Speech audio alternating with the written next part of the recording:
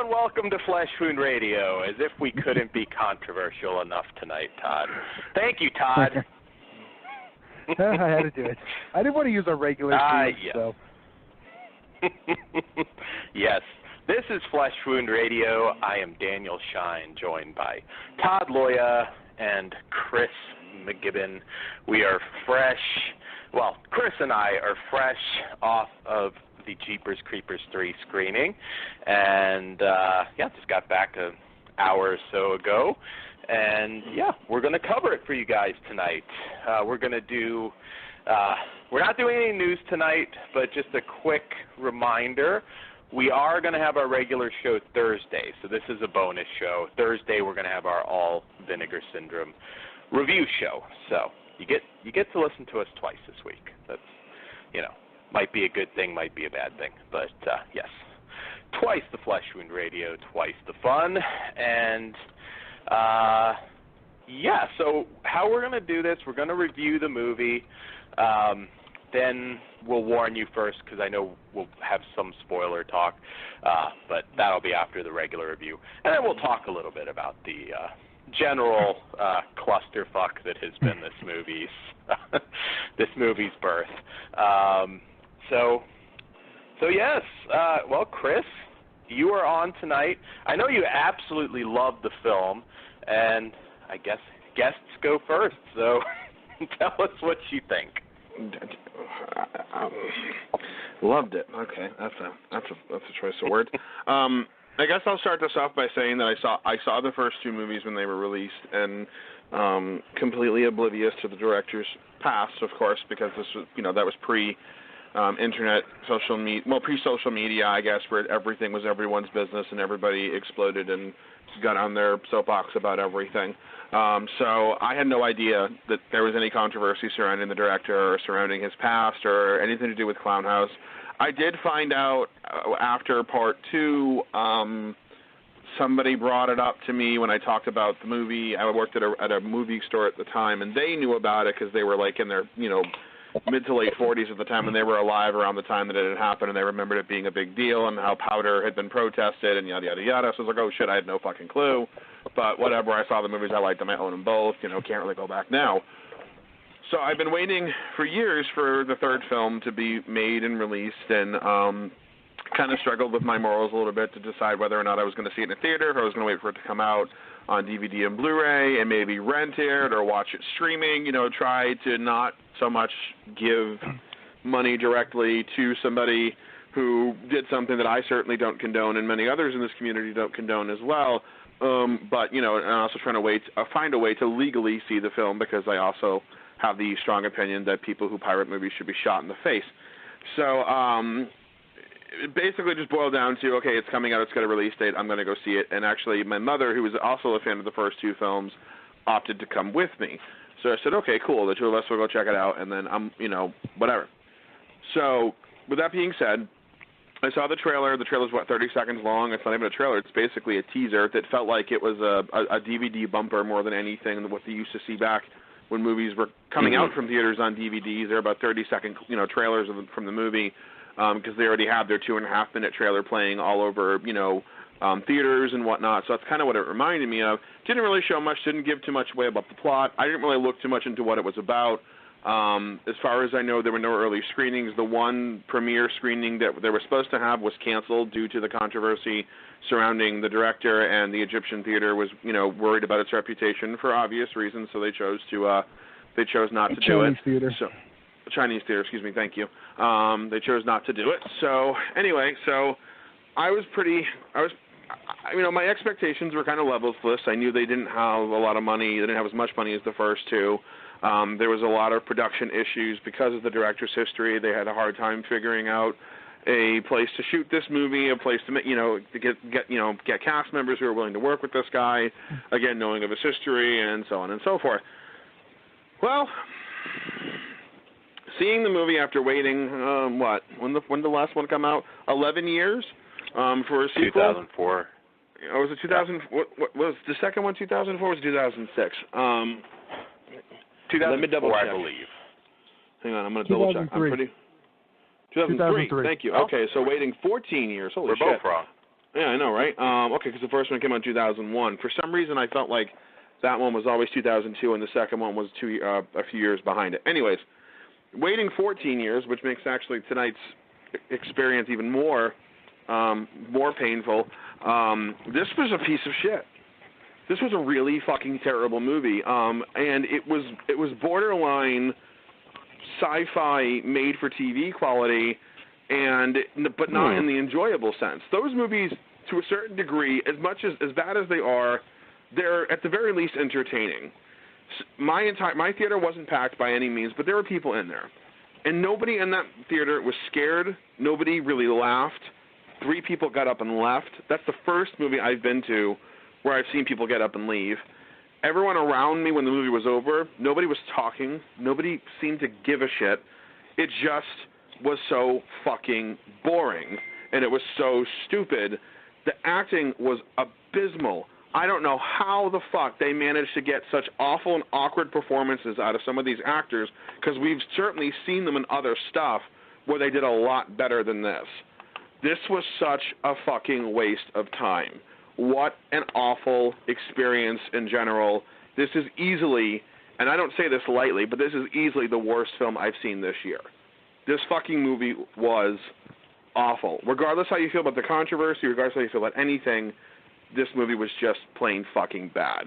So I guess you could say I loved it in an alternate universe, or if it's opposite day, then yeah, I thought it was amazing. But the only positive thing I could say about it is it was great to see the Creeper on screen again. There were a couple of cool scenes that featured him, but most of them were so. This is going to sound very hipsterish of me, but I don't care.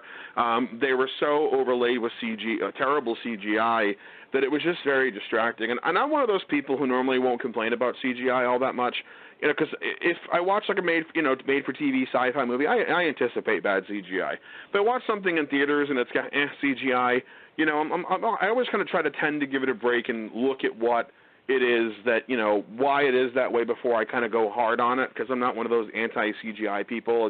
It's not going anywhere, and I don't see the point anymore. But the fucking birds, the fucking crows were CG, and they were terrible. Terrible. They made them like black silhouettes to try to hide the fact that they were fucking CGI. Like, you couldn't get some real fucking crows in there that you did in the first two. Well, you had one real one, the close-up. No, you didn't. There were no real ones. That was CG too. There was not a single real bird in this fucking movie. They were all CGI. You could tell by the way the wings moved. It looked like fucking second-rate PlayStation graphics. I have a question. I know I'm trying to stay out of this, but on the regards to the CG, I was just curious. Are we talking Pumpkinhead 3 and 4 level shit CG? No, I think it was worse. Really? Now, see, there were a couple. The truck, and this, we're not going to do spoilers until we tell you, because this isn't a spoiler. But the truck being run off, I noticed that it was quick. It's there. I wouldn't say Pumpkinhead CG, but yeah, I would. It is there. It was. I feel like it was worse than that, because with I remember thinking for the Pumpkinhead movies when I watched them. Again, it's been years since I've seen them, so maybe I should revisit them before I can officially comment on this. But I remember thinking then, and the few other times I've watched them since, that I didn't feel like the CGI was all that bad because it was so quick. In this one, there are several scenes where it's in your fucking face for 30 seconds, and it's bad CGI. It's not quick CGI. It's like when the crows are flying, the way their wings move is like nothing any fucking bird I've ever seen in my lifetime. I thought I was watching Birdemic 2. That's how fucking bad they looked. And then when the creeper's wings come out, I'm like, what the fuck is that? Like, did they, is that, am I in a fucking Disney movie? Did they animate that shit? Like, on a fucking 2D film cell? That looked like ass. None we of can the get CG the Creeper effects. versus Pete's Dragon. I mean, come on. Apparently, none of the CG effects in this fucking movie worked in the slightest bit at all. They all fell 100% flat, and there wasn't even an instance where they used it where I felt like, okay, I couldn't tell that was CG. Every fucking time it was on the screen, it was blatantly obvious that it was CG. It's like they did it as quickly and as cheaply as they could, and I get it. This was a low-budget affair. But come on, fucking CG birds, give me a break. At the opening screen has a bunch of crows flying around. the opening title credits, for whatever reason, just to show the title. You know, that's it. And they were obviously CGI, but I was like, okay, whatever. And then we see two birds flying towards a fucking house that, again, are almost in slow motion. And I'm just like, why the fuck are they moving like that? Oh, my God, they're CGI. And it's 30 seconds of watching these fucking birds fly. You couldn't afford to get two birds to go fly towards something in the distance? You know, I'm amazed that was the first thing you complained about because, although it is partial CG too, my biggest issue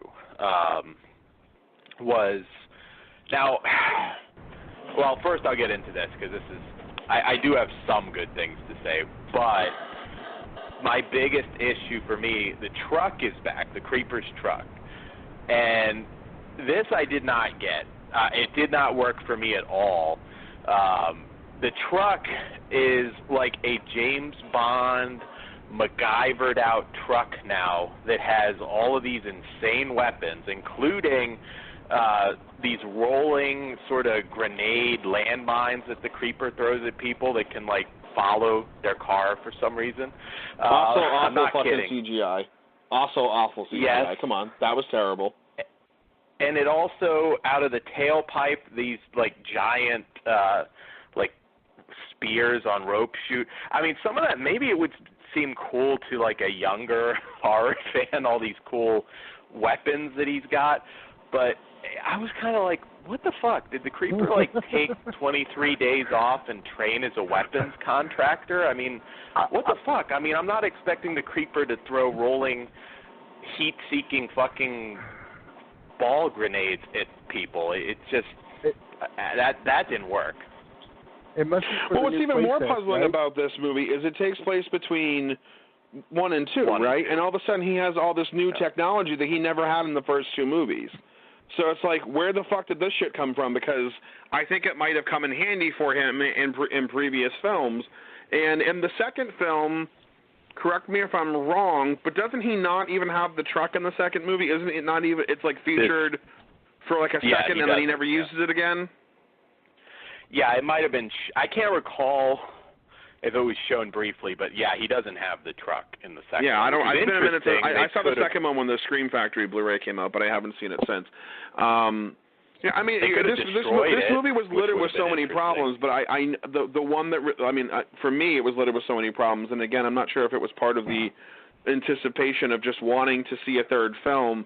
I mean, but this one just lacked on every fucking front. It wasn't just the bad CGI. I mean, you've got someone like Meg Foster in your film, who I think is a great actress, who delivered at best, subpar performance. I mean, the fucking lead guy, the dude who plays the cop, Stan Shaw, every fucking line of his was delivered at 11. There was not a single point in the film where he talked that I believed that he was a real person. He reminded me of a character of like a fucking caricature, whatever the fuck you say, of like a Looney Tunes character every fucking time this guy spoke.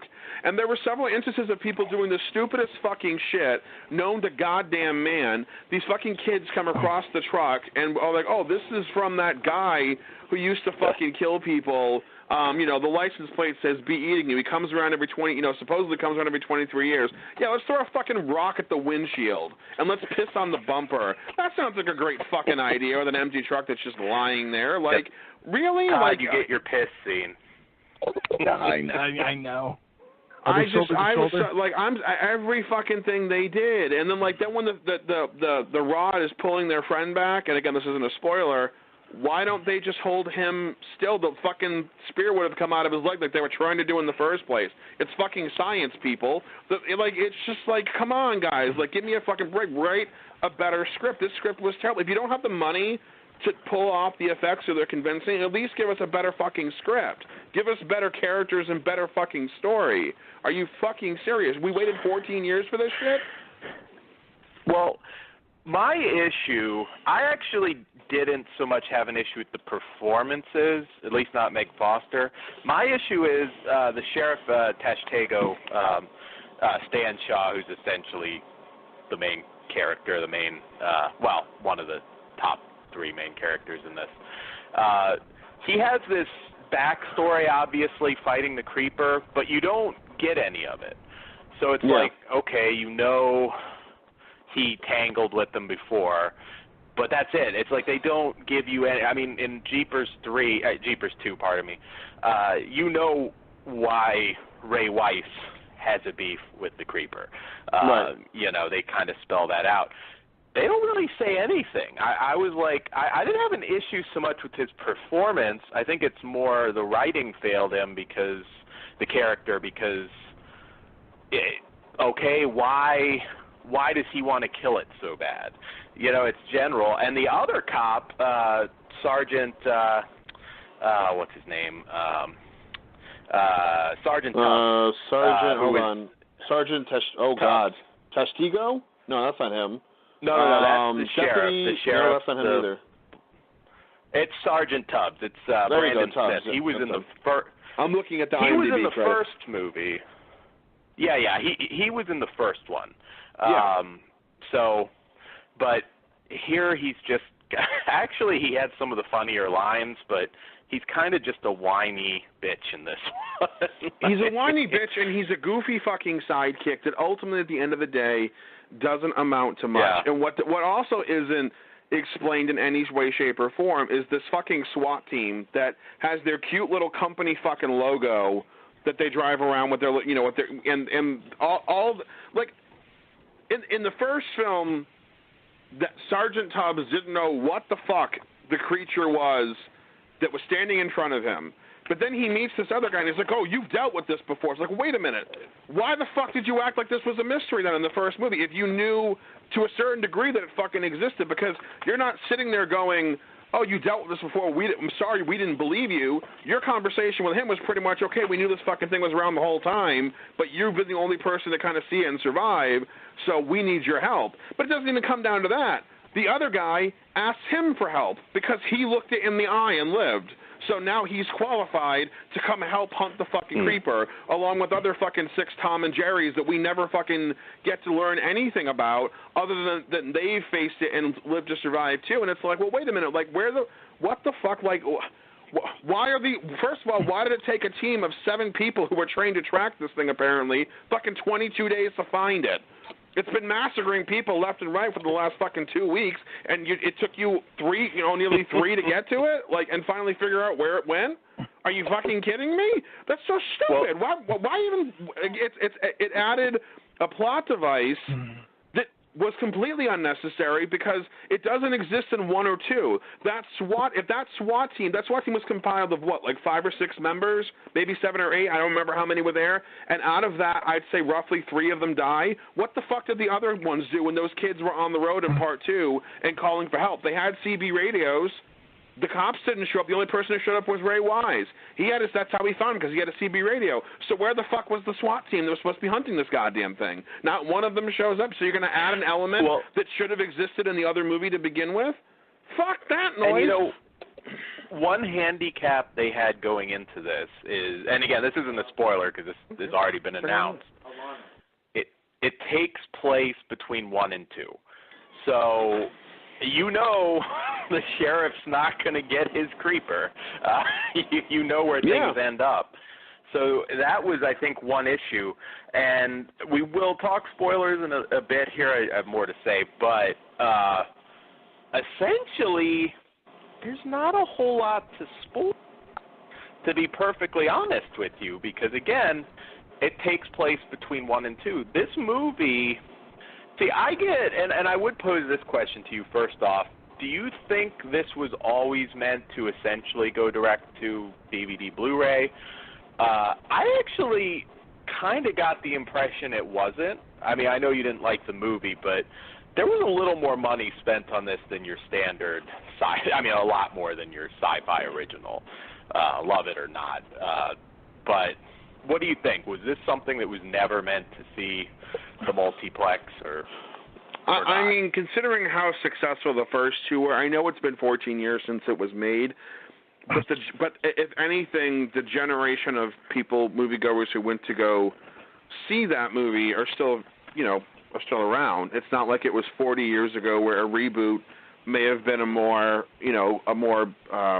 comfortable theatrical idea. I certainly do think that the third film was more than likely intended to make it to theaters in some incarnation, whether it was this limited one-night engagement or it was a limited release across the U.S. Or something to that effect. I just because they made so much money on the first two, I would be really hard pressed to believe that their intentions this entire time was to go direct to DVD and Blu-ray. But, I mean, like I said, if it was like 20, 30 years that had passed, I could see a studio going, we're more comfortable with this. But it hasn't been quite 20 yet, and it still could potentially have some legs. But I mean, because of the controversy surrounding the director, I mean, they also could have been like, no, we don't want to risk it. We don't want to put it. We don't want to seem like we're actively supporting this guy.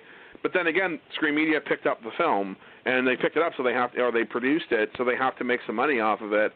And controversy might help sell tickets. And I mean, who knows? I don't know. I think it does. Yeah. Well, I don't know anybody who went to go see it based on the director's history.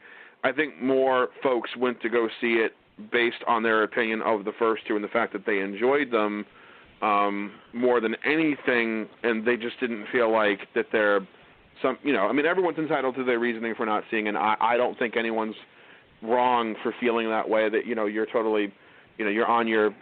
You do what makes you feel better and about the situation. If it helps you, then fine.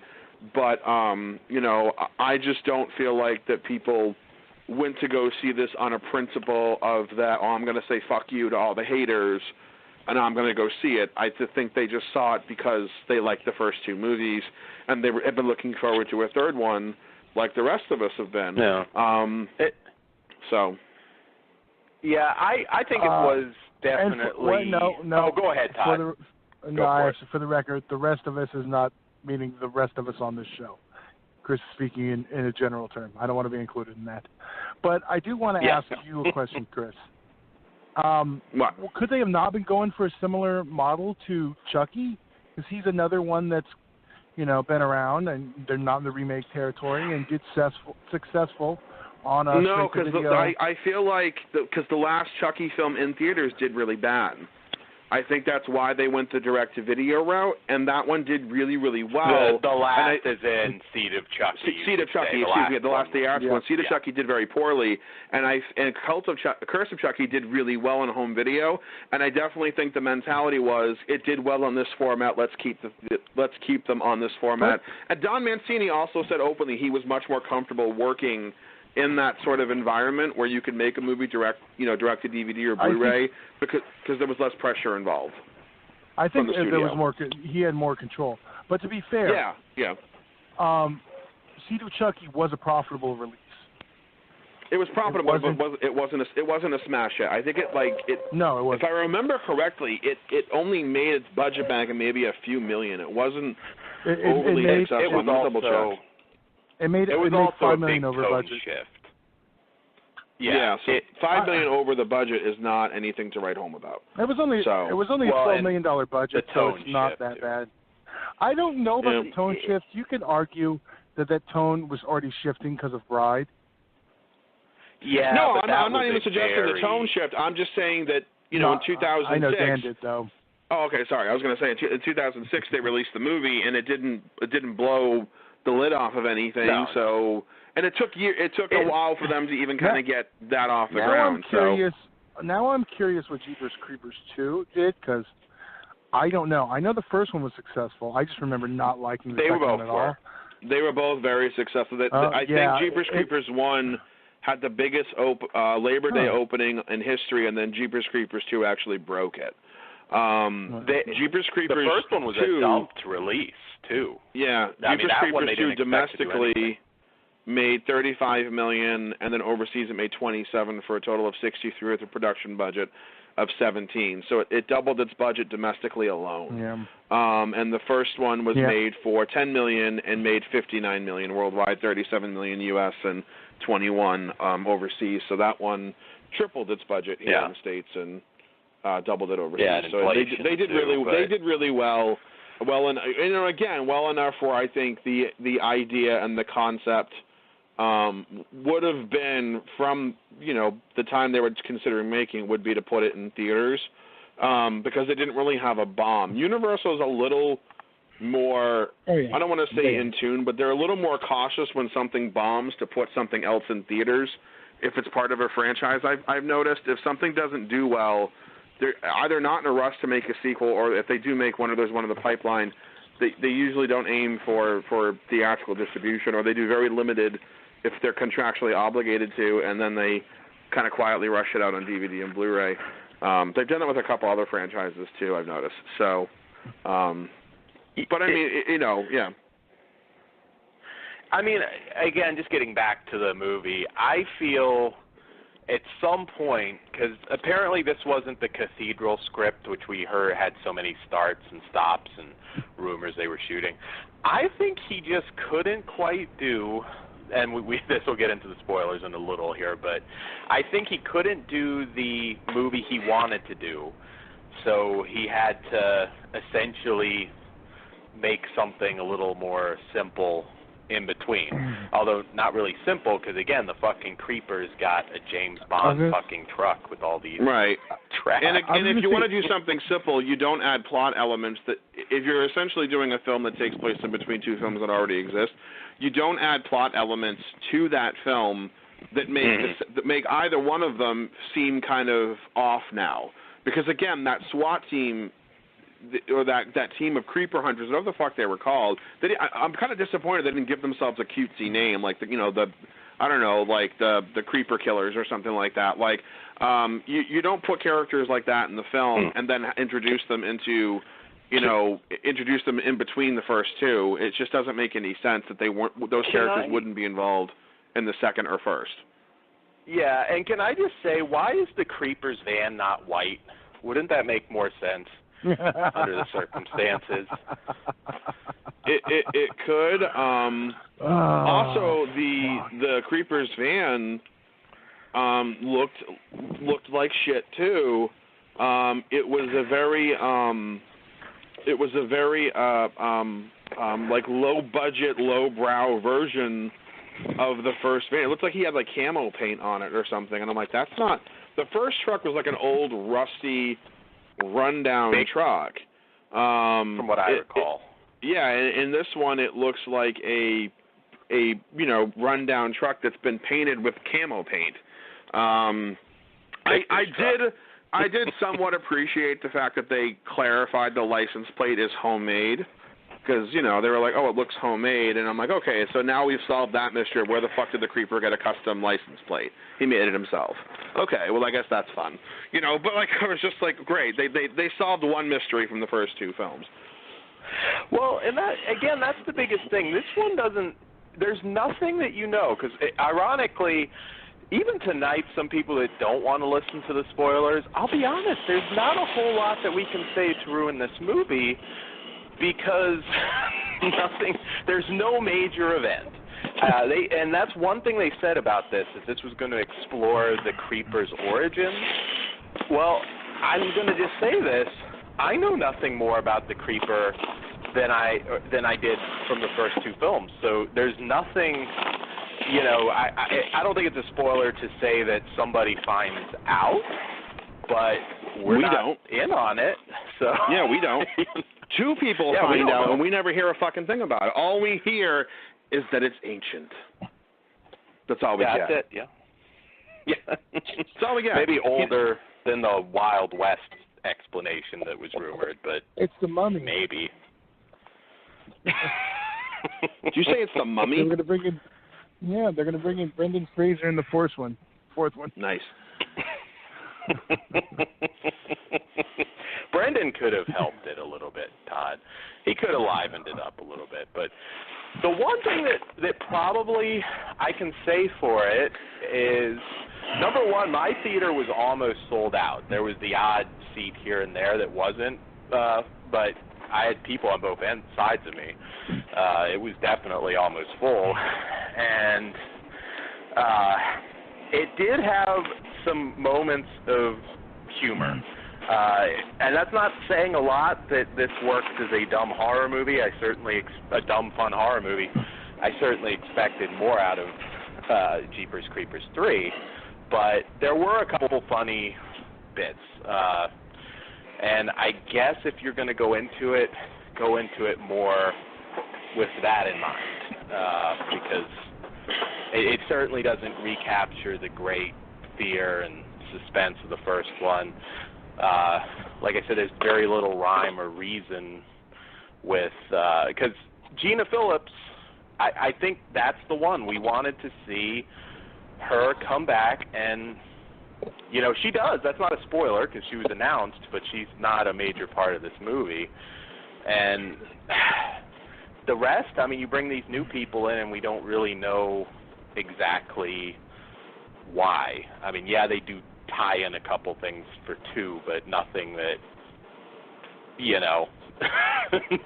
nothing that really makes any difference. I've already seen part 2. I know what happens, so I don't know. That wasn't any big revelation for me. I don't know. I just, and what sucks now, and we can get directly into spoilers after this, but I do have to ask, do you guys think we will get a part 4? God, I hope Absolutely not. Well, you don't think I don't think so? anyone's going to touch it. Unless this, triples its budget, there's no value in it anymore after they saw the shitstorm this time. And it doesn't seem like the producers are into it if the Lionsgate story is true, that they wanted to pick it up and release it as a standard release, and the producer's like, no, we don't want that. So do you... The people with the money are souring on the director also. So yeah, if that's true and that's the case, he's pretty much out of options because I don't see Disney taking him back. Well, they screened the movie, so this is true. So yeah, played in Disneyland, right? Yes. Yeah, downtown Disney. No, I'm kind of with Todd on this one. I don't feel like that a part 4 is going to happen with him attached. Maybe if doesn't happen if he doesn't want it to, though. Yeah, that's the thing.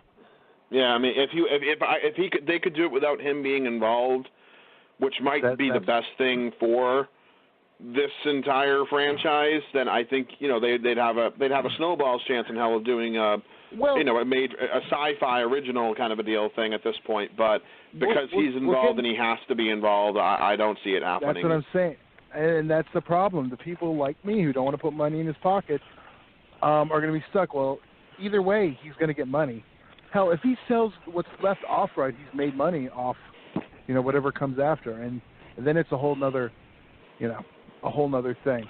But all right, guys, spoilers that you have, and then I kind of want to get into the discussion because I know we have a fourth, another guest coming on. So absolutely. So spoiler-wise, what do you got? Spoiler-wise, warning. If you warning, don't hear spoilers, these are direct. Yeah, come back direct in spoilers. Although, again, I think Chris would agree with me. It really probably wouldn't ruin the movie for you, but we will get into. There's nothing to ruin, but okay, go ahead. Well, it does tie into 2. One of the last scenes is the school bus showing up to pick up one of the characters and segue right into 2. So that was the big thing. It ends with a Gina Phillips lecture, I guess we can say. I guess. Now, and she's just generally talking about the creeper. She doesn't really say anything of note. It's about 10 or 15 seconds of screen time for her. Now, I will say this, and obviously I saw this in theaters. I can't rewind or see if I missed anything. Is that I'm taking it because she's obviously aged. Gina Phillips still looks good, but she's definitely aged. I'm taking it, Chris, that that's supposed to be 23 years later at that point.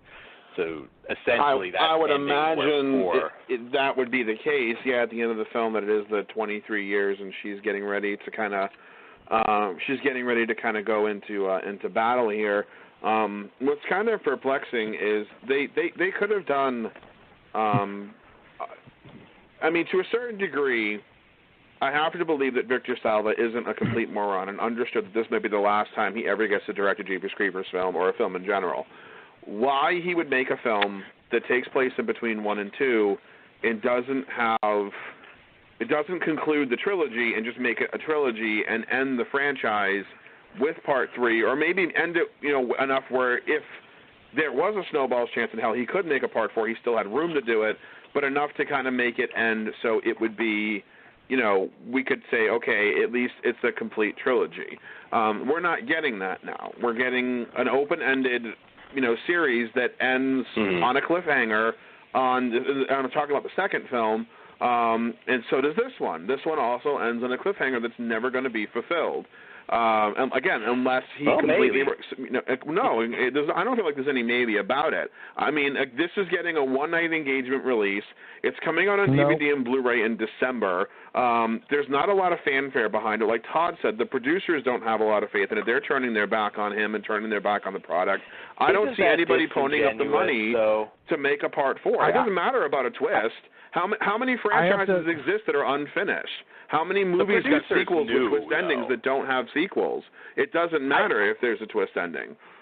Oh, I know that, but the producers had to know about Salva. That's the only thing. No, but I'm saying, like, at this point, I mean, because you got to remember, again, the first two came out before Facebook was a thing, and before MySpace really was a big thing. I mean, MySpace was, I guess you could say, was kind of big at that point, but it wasn't like Facebook where you saw everybody posting about everything. You really only kind of connected with the people you wanted to connect with, and that was kind of it. And you only ever had discussions if they happened to go onto your page and post something, or they sent you a message. There was never a ton of people running around, in groups crusading with this information. This information's out there now. It's out there more than it was before. I mean, it was accessible before, but you kind of had to, I don't know, I guess to a certain degree look for it. I mean, now you don't have to. Second. I mean, IMDb. I don't remember it at all. I don't remember it at all. It wasn't. I don't remember reading about it until I heard about it because some dude who at the video store I worked with said something about it when Part 2 came out on DVD and why he wasn't going to buy it. We're getting into that other discussion, but real quick, I do want to correct one last thing. Spoiler. Well, no, I have to say real quick before you get to that, Dan, and that is because you made this mistake earlier, and I just don't want everyone. I want everyone to know. I don't know why, but it's not a one-night screening anymore. They added another date early next month. Before. Yeah, I read something about that, but I tend to feel like that after they see the results of tonight, they might cancel that shit. I have hope, anyways. Well, my theater was full, but I don't know. My friend in Illinois sent me a picture from his theater with him and two other people in it, and that was the entire audience in Chicago. So I don't know. But a midweek release for one day. The other movies that are playing aren't going to make them any more money. The only way they're going to cancel that second screening is if people give a shit fit, and it doesn't seem like it's got one, like the premiere got a few weeks ago. Yeah, but I feel like if it doesn't do enough for them to justify it, they'll probably say, okay, why are we going to do another midweek screening that's not going to make us any money and rent more theaters out? Like, it just business-wise, it doesn't make any sense. To make Phantom happy, But Dan, what was your last spoiler so we can get to the discussion because we're turning there anyway. The only last spoiler to speak of is Ray Wise's son, and you already know what happens to him going into 2, and he's just kind of there. I mean, that actually was even worse taking place in between because I see him and I'm like, okay, I know what's going to happen. So it did. I think it suffered. Wait a minute, where was he in the movie? Taggart, if I'm not mistaken, the guy with the weapon that he had. That's the son that dies. That I think that's what they were hinting at. Now again, I can't rewind, so maybe I'm fucking he wasn't. Up. That wasn't. That was because it takes place between 1 and 2. The events of Part 2 hadn't happened yet. It ends with Part 2 starting. Ray Wise's son, his young son, is the one that gets taken. His oldest stays with him, and he's still alive. They refer to him as Taggart. All right, maybe I'm all right. Disregard my spoiler. I thought they was going to say, that's this. I mean, if they did do that, then this is even more. This is worse written than I expected. But I don't remember that being a thing at all. I swear they were. See, and he had the same weapon that Weiss used, so I was like, wait a minute, because I thought the same thing. No, Dan, that guy said that he saw his father's heart get ripped out in front of him and eaten. If that's his son, Ray Wise would be his dad, who's alive in Part 2. Okay. Well, then my mistake, but So same that's weapon. not him. And He had a similar type of weapon too. because they couldn't write anything better. I mean, he had a fucking, a Gatling gun, for fuck's sake, that, didn't do fucking jack shit, evidently, even when it did aim at the fucking creeper. And for me, as far as spoilers go, the lead fucking badass in the film, whatever the fuck his name is, Tostego, whatever the fuck, Stan Shaw, the guy who played him, sheriff. he ends up getting fucking killed, and it's such an underwhelming fucking scene altogether. And then this whole bullshit where if you find a piece of the original piece of the creeper that hasn't for some reason decayed or fallen apart, you can actually see where the creeper came from, and don't say anything and don't fucking use it in any way, shape, or form. It's just sort of there. And again, I kind of, there were a few things I appreciate, like the Trish and not the Kenny and Darla story. They kind of tried to tie that into this one with the mother being, the mother of the two kids that disappeared on the road that they talk about in the first film. But I'm like, why do you have to connect every dot? You don't have to we don't have to know every person the creeper has affected and have them all be in this one area, and just kind of be hanging out here. It's unnecessary, and it just doesn't. I don't think it was needed in any capacity, and and the relationship with the girl and her new boyfriend is one of, again, the overacting. When he shows up to the farm and the horses are running away, he's doing that breathing in the truck. I'm like, you just saw two horses run by you. I mean, yeah, it's a little out of the ordinary, but you're already fucking freaked out, and nothing that extreme has happened to you yet. You saw two horses running by in a fucking farm. Okay, they opened the door and they took off. That's not that unusual. Well, and then you see some dude hiding under a tractor, and your instinct is to call his fucking cell phone? The fucker's hiding. All right, I hate to push it. Come on, I need. We're kind of falling behind, but we haven't even got to a rating. What do you guys give it out of 5? 1. Okay, not even. Chris, half a star. Okay. Okay. As a sequel, I would go that low, but it's just a dumb fun horror movie. I'd give it a 2. That's definitely underwhelming. And I will say, couple brief creepy Salva moments, but not 2. He must have a piss fetish, and there's one moment where they're talking about a knife, and it seems to be implying something else. Did it start off with the PSA to get? Did they start off with the PSA to get your NAMBLA card? No. No, they didn't. I missed that. There was trivia. That was about it. Yeah, the trivia was stupid, too, because it kept repeating itself. So it's ask us the same 5 questions on a fucking loop. No one's going to see this shit coming. All right. Chris, I know you were short on time. Are you going to stick around a little longer? You got to bow out? Yeah, no, I can hang out for a little bit. Okay. All right. Okay. The controversy, because you haven't gotten enough. Yes, I know. I was gonna say one thing, because I was gonna say, Chris, don't forget, you can come back for the House's October Built 2 show. But yes, I want to go ahead and introduce our other guest, and that is, let me get this right. Morbidly Beautiful's the Dead Man, who's been on the old show. We've been on his show many times, so let's go ahead and bring him on. Hopefully he's ready. I know we kept him on hold a while. Mike, did he hear me yelling? Oh yeah, I'm here. It's nice to have the 4 horsemen of Blog Talk Radio on at the same time. This is a rare occurrence. This is true. So I know you've been hearing the reviews, so I know there's a lot. You want to jump on whatever you got to. Yeah, and I'll say first off, I have not had a chance to see the movie. I did pull a few strings, and when I get off of the air with you guys, I'm going to be sitting down to watch it. And no, just for those wondering, I'm not illegally streaming or downloading it. But, one of the things that I wanted to bring up, hearing, the complaints that Chris has had about the movie and that you guys had about the movie is, I am by no means a Victor Salva supporter. We all know that. the article I wrote on Morbidly Beautiful comparing him to Polanski, and we can get into that in a minute. But, you know, part of my problem with this is the studio knew this man's history, and they went ahead and they made this movie, okay? And Chris talked about how bad the CG is in it, how bad the story's written, and just how bad it all is. I've been reading a lot of reports about how the studio was basically sabotaging Salva during the making of the film and during post-production.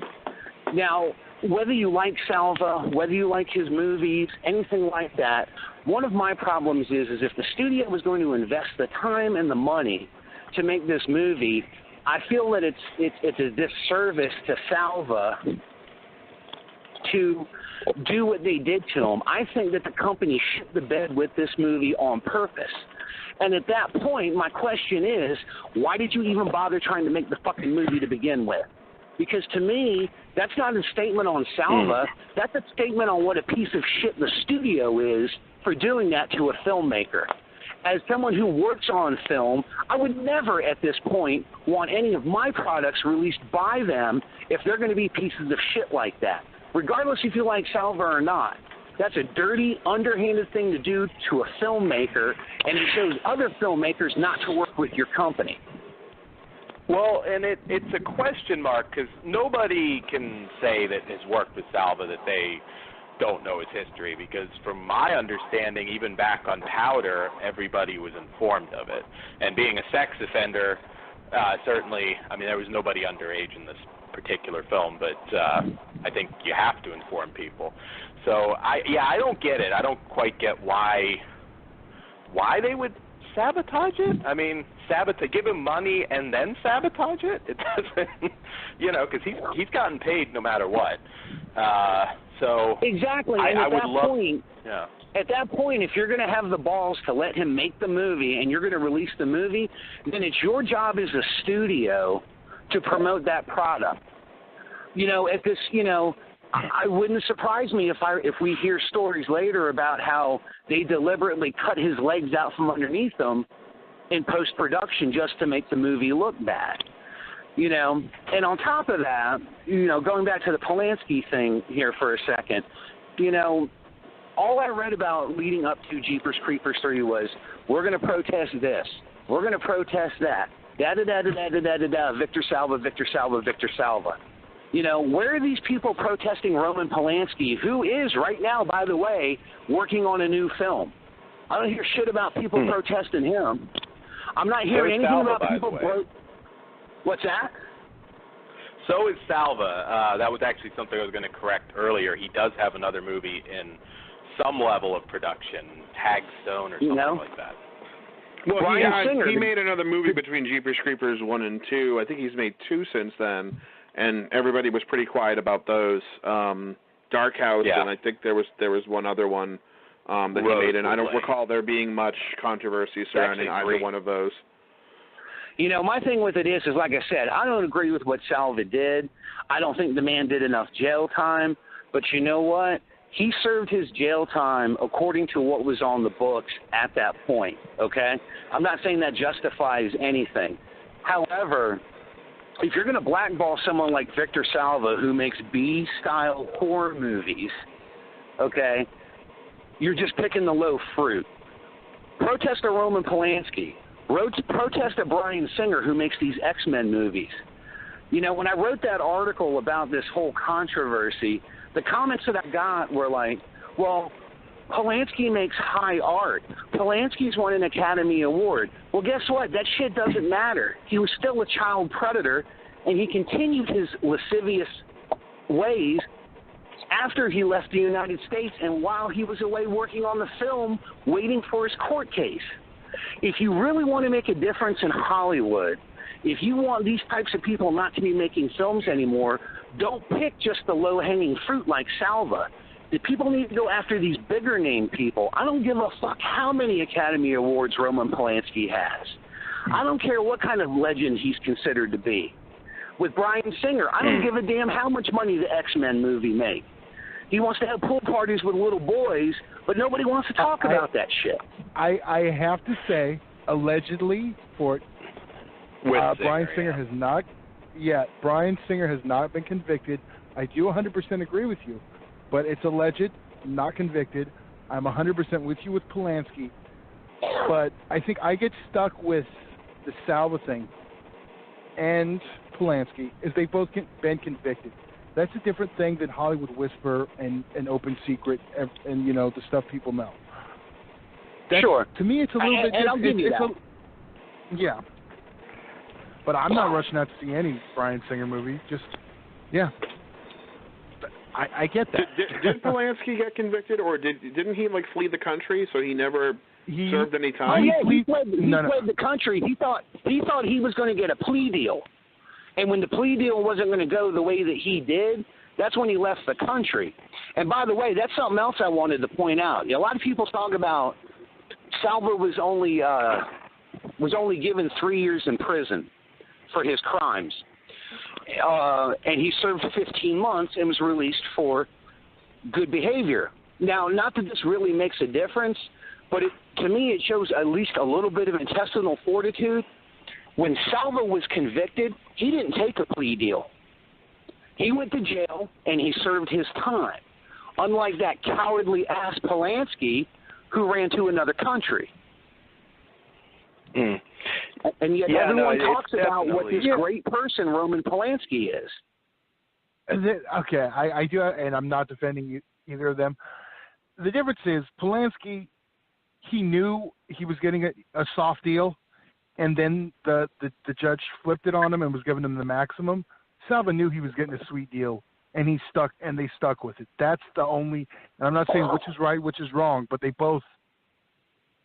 And if the sweet deal would have stuck, I can guarantee you Polanski wouldn't have ran. Probably. Maybe well, so. I don't know about that. I just have a problem. I've had other journalists in our field sit there and tell me that Polanski's crimes don't matter because he's not working here in the United States. Well, he's not here, so it doesn't matter.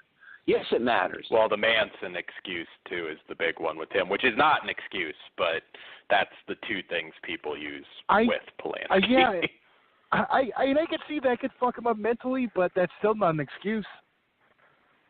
Yeah, I don't buy the something bad happened to me, so I'm gonna go fuck a 12-year-old girl in a hot tub. That's never. Again, I can get it to fuck with you, but it's not an excuse at all. Maybe it make you swallow a bullet. Maybe it'll make you drink. Right. It doesn't make you fuck a 12-year-old girl in a hot tub. It doesn't. Well, if you want to get into the semantics, let's talk. Not only did he have sex with her, but he drugged her beforehand. He got her drunk beforehand. All of his shit was premeditated too, and that's stuff that people gloss over. Yeah. Yeah. No, it's there's really no excuse. But to be fair, we are talking about Jeepers Creepers. So like I said, my biggest complaint with all of this is it's funny how people talked about protest. Now, when you guys, Chris, when you went and saw it, were there protesters outside of the movie? Were there people with picket signs or anything like that? No, not on my screen. But my screening was it wasn't in a major city or anything like that. It was in a town that's next to Plymouth, and it's smaller than Plymouth. So I don't think anybody there would have cared. There wasn't one at mine, and that's again.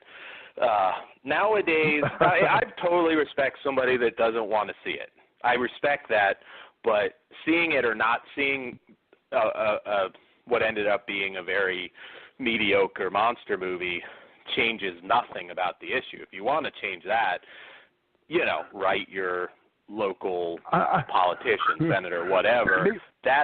Seeing or not seeing this movie changes nothing. So, that's just, but again, I respect anybody that doesn't. It's funny though. It's like maybe I should have went to that one. I don't know if you heard us mention earlier. The screening in my area was at Disneyland at Downtown Disney. If anyone would deserve to get protest, it should be that one. Yeah.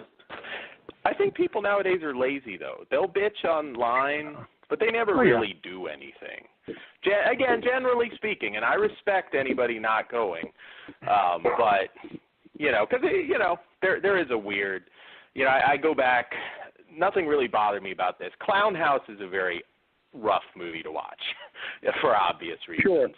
So I can respect it, and for some, Jeepers Creepers is still a weird movie to watch.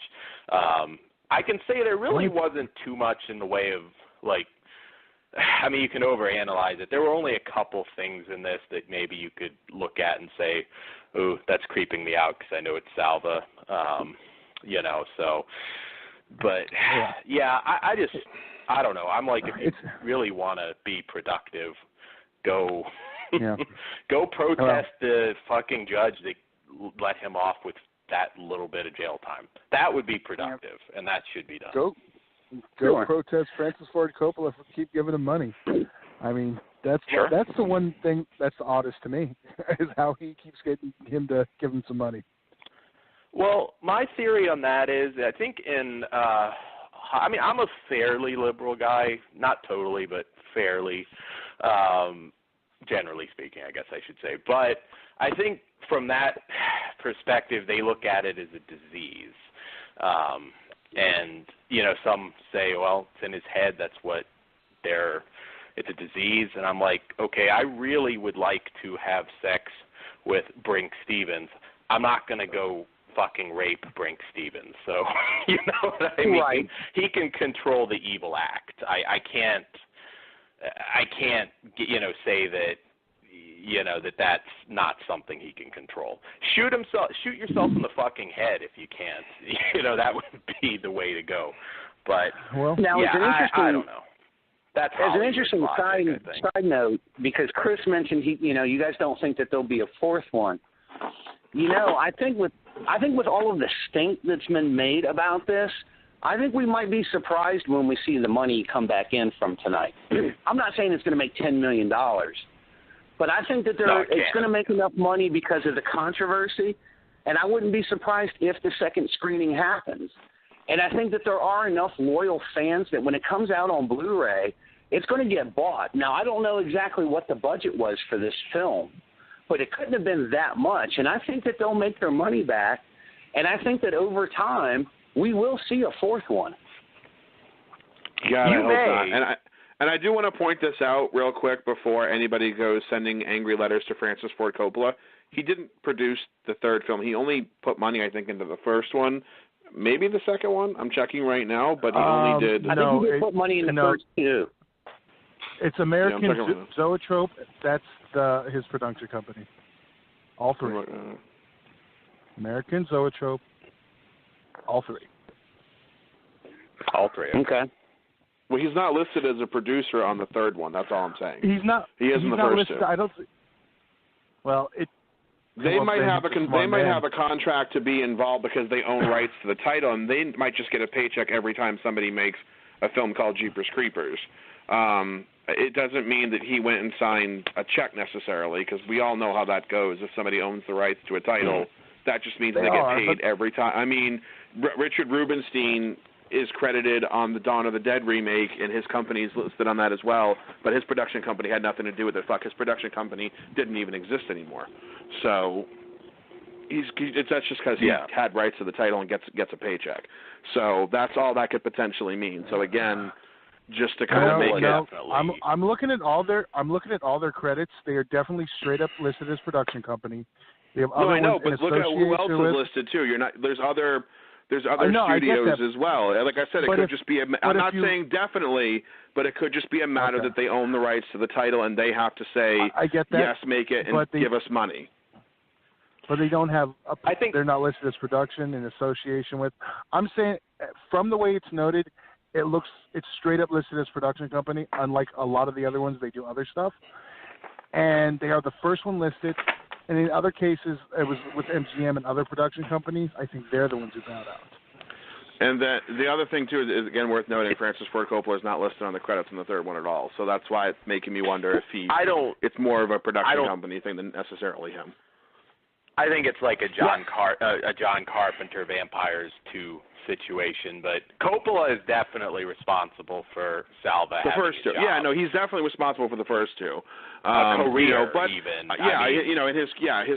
what kind of career has Victor Salva honestly had? Let's be real. I mean, again, he's directed 4 movies since Jeepers Creepers. but say that about most any director. I mean, he has done, I think, 3 or 4 movies since then. You know, 3. and yeah, well, there's 3, a lot and they of were all directors that direct-to-DVD maybe have efforts done that 2 or made 3 period, and they're notable movies. So yeah, but I don't know. I mean, Jeepers Creepers 1 and 2 are probably his biggest accomplishments career-wise, and those were within the last 15 years. I mean, Clownhouse. Powder would be in that too. Well, Powder, yeah, I guess Powder works too. I mean, nobody really talks about Powder, though, I feel. I mean, maybe outside of the horror community, it's mentioned more. Peaceful Warrior, I think, even had a very limited theatrical run and a lot of critical acclaim. Nick Nolte and can't remember who else but was when's the last time you saw on a best of list or anything? When's the last time you heard anybody talk about it? I mean, as far until as now. I mean, I'm like, just saying, like he doesn't. It's not. He's got 12 films to his credit, and out of the 12, there are 4 that we can mention that people know about and talk about more than once. So that's less than half of what he's done. I'm not saying the guy hasn't had a career. He's certainly made some money, and Francis Ford Coppola did help to resurrect that. But he probably believed what the system believed, that this guy was rehabilitated and deserved a second chance. It's a disease excuse. That's what it is. A disease. I don't even feel like it's a disease excuse. I feel like that if somebody, you know, in his case, and I think Jonathan Breck even got interviewed and asked about it, and in his case specifically, you know, he said the guy went to jail. Our justice system is what said, okay, he's rehabilitated and ready to go back into society and do what he needs, you know, do his thing with limitations, whatever it was he wants to do, whether it's filmmaking or go bury himself in the ground somewhere. He now has freedom to do that. And somebody took a chance on letting him do it again because they either liked the idea he had and thought, hey, I can make a buck off of this, or liked the enthusiasm Victor had for the project in general and let him go out and do it. And again, it was like, and back in 2001 when the first film came out, I don't recall there being any major controversy surrounding it. There really didn't seem to be anybody who was tooting a horn or anything. It just kind of seemed like it happened within the last 5 or 6 years when Part 3 was announced. And all of a sudden, everybody got out the pitchforks and was like, well, wait a minute. This guy did an awful thing 30 years ago, and now we must condemn him for it for the rest of his life and make him feel like, you know, that he's not allowed to do this anymore. I mean, again, I don't condone it. I don't think it's right, and I personally think if you molest a child, especially the way he did it, I mean, he fucking recorded it and did it He did it more than once, so he was very conscious of what he was doing. If you do something to that effect, you should get life in prison or death, and that's how I believe it should work. But that's not how our justice system works. And our justice system looked at this particular case and said this person's allowed to go back into society. That means they're allowed to do, again, whatever it is they want to do within their limitations. And if they want to be a filmmaker again and he wants to do what made him successful and made him money, he's allowed to do that. If the guy was an electrician and decided to go back to being an electrician, nobody would be saying a fucking word about this. Nobody would give a shit. Exactly. And I think that's one of the biggest hypocrisies about all of this. It's just the fact that the man, in my opinion, it's just because he's a filmmaker. You're right. If he was a plumber, nobody would say shit. If he was bagging groceries at a grocery store, nobody would say anything. If he was working at McDonald's and got caught sucking a little kid's dick for 6 years, do you think Burger King's going to hire him after he's acquitted? Fuck no, they're not. You're crazy if you think that. And that's where I disagree. I'm not. Well, you're naming a very. But hold on. If somebody's a plumber, just a general contract plumber, and decides to go back into general contracting plumber for themselves, that's different. But that's what I'm saying, though. I'm not using specific examples. I'm using it just in general. If that's what they want, if that's what he wanted to do, and that's what he was able to do, or felt like that's what he could do to give back to society, because that's the whole point when somebody comes out of prison, right? They're supposed to become a productive member of society. Yeah, and if his way of doing it was to become a filmmaker again and give a studio revenue, then that's something that he was able to do it. That's something he's allowed to do now because our justice system said it's okay. And that's a good point because this is how I feel about it. He did serve his time. you know, I mean, I don't know what people want. Do they want to get torches and go burn the guy's house down? No, I that's mean, exactly what they want to do. They want everybody who went to go see this movie tonight to feel like that they just handed him millions of dollars and to go make another film of what he did was okay. No one's suggesting that. The asterisk should always be next to his name. I'm not saying anybody should forget what he did. That's something I 100% that you agree. live with. You live with it your whole life. But he did do his time. He's never going to live it down. That will be, I mean, it won't literally be written on his grave. Maybe it'll be spray painted on there. It will always be Victor Salva, child molester. He's going to pay for it. Right. But he did do his time. Believe me, because you made that Burger King excuse, I guarantee you've got somebody handling the Happy Meals that have sex crime convictions. You're probably right. Absolutely. Somebody, I mean, Todd, you've got fucking convicted murderers working at Burger King and McDonald's because, I mean, so what? It's not that far of a stretch. It's really not that far of a stretch. I mean, some girl in my area was killed by a Burger King worker, and when he was released from prison, he was hired by Wendy's. I think you're missing 2 cities over. I think you're missing the key part. Okay, to switch up the crime then, if the same said guy killed someone in McDonald's, Burger King's not going to hire him. See, my point was saying it happened on the job, at the job. I see that one I don't see happening. Did he? Now, considering the fact that the four of us, as far as collectors go, I would consider the four of us.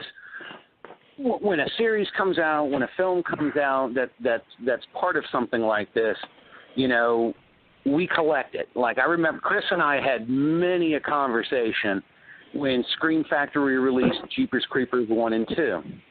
You know, and it was like, well, anyone that buys this or anyone that gets this, you know, supporter of this, blah, blah, blah, blah, blah. Here's an honest question. As the completest that the four of us are the three of you going to get a copy of Jeepers Creepers 3 on Blu-ray when it's released? Well, I will, the movie, and I will masturbate to the negative comments that tell me I shouldn't. Yes.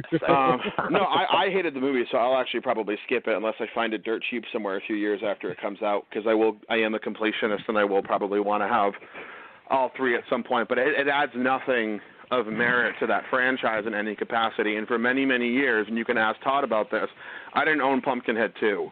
Because I just thought it was absolute trash, but then fucking Sony fucked me over by putting Pumpkinhead 4 out as Pumpkinhead 4, and not just calling it Pumpkinhead Blood, or whatever the fuck, Blood Feud, like they did with Pumpkinhead 3 and called it Pumpkinhead Ashes to Ashes. They didn't add the numerical 3. So I didn't feel the need to own Part 2 until they fucked me over and put out Part 4 with the 4 at the end.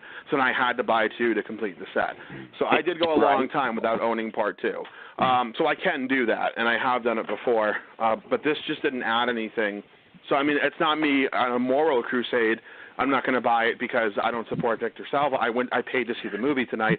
I'm not going to buy it because I didn't think it was very good. Now, let me ask you this, because we have seen an epidemic of this when it comes to Blu-rays and movies. Hold on. I didn't get to answer, and I do have a different – I'm kind of in the stuck position because I'm 100% a complete completionist. I did not want to put money in his pocket. I did not go see it tonight. I'm having a struggle on this one. I'll be honest, at this point, I hope I don't have to make the put money in his pocket decision and I get sent a screener. It's going to bug me. Buy I'm missing something. Copy, I mean. But the money already went to him. See? So I don't know. I'm kind of stuck. Yeah, but you're not giving the money to him at that point. It's going to somebody else at that point. I mean, buy a previously viewed copy of your video. He's still going to be a pedophile, reformed or not. None of us know that. Yep. I don't know if that's possible, but reformed or not, he's still a pedophile. Do we deny him a living? I mean, he's out of jail. Does denying him a living help? Granted, he hasn't been. If he has done it again, he hasn't been caught. But I will say that since the time he has been released from prison, he hasn't had an incident since then. So, you know, it boils down to that whole, like, you know, when do we allow the person to be just let them be and do their thing and not, because I mean, I said it to you privately, Dan.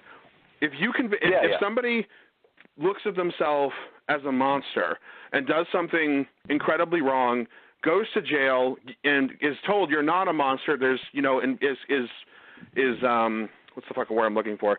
Is not, I don't want to say cured, because again it comes up to the whole disease thing. Yeah. Disease thing. Yeah, has been released, and our justice system, which includes, and if you're a pedophile, there's all kinds of people that come in and poke and prod you when you're in rehabilitation, and they all decide, okay, this person's free and clear to go back out into the world, and all everybody does is tell them they're a monster while they're out.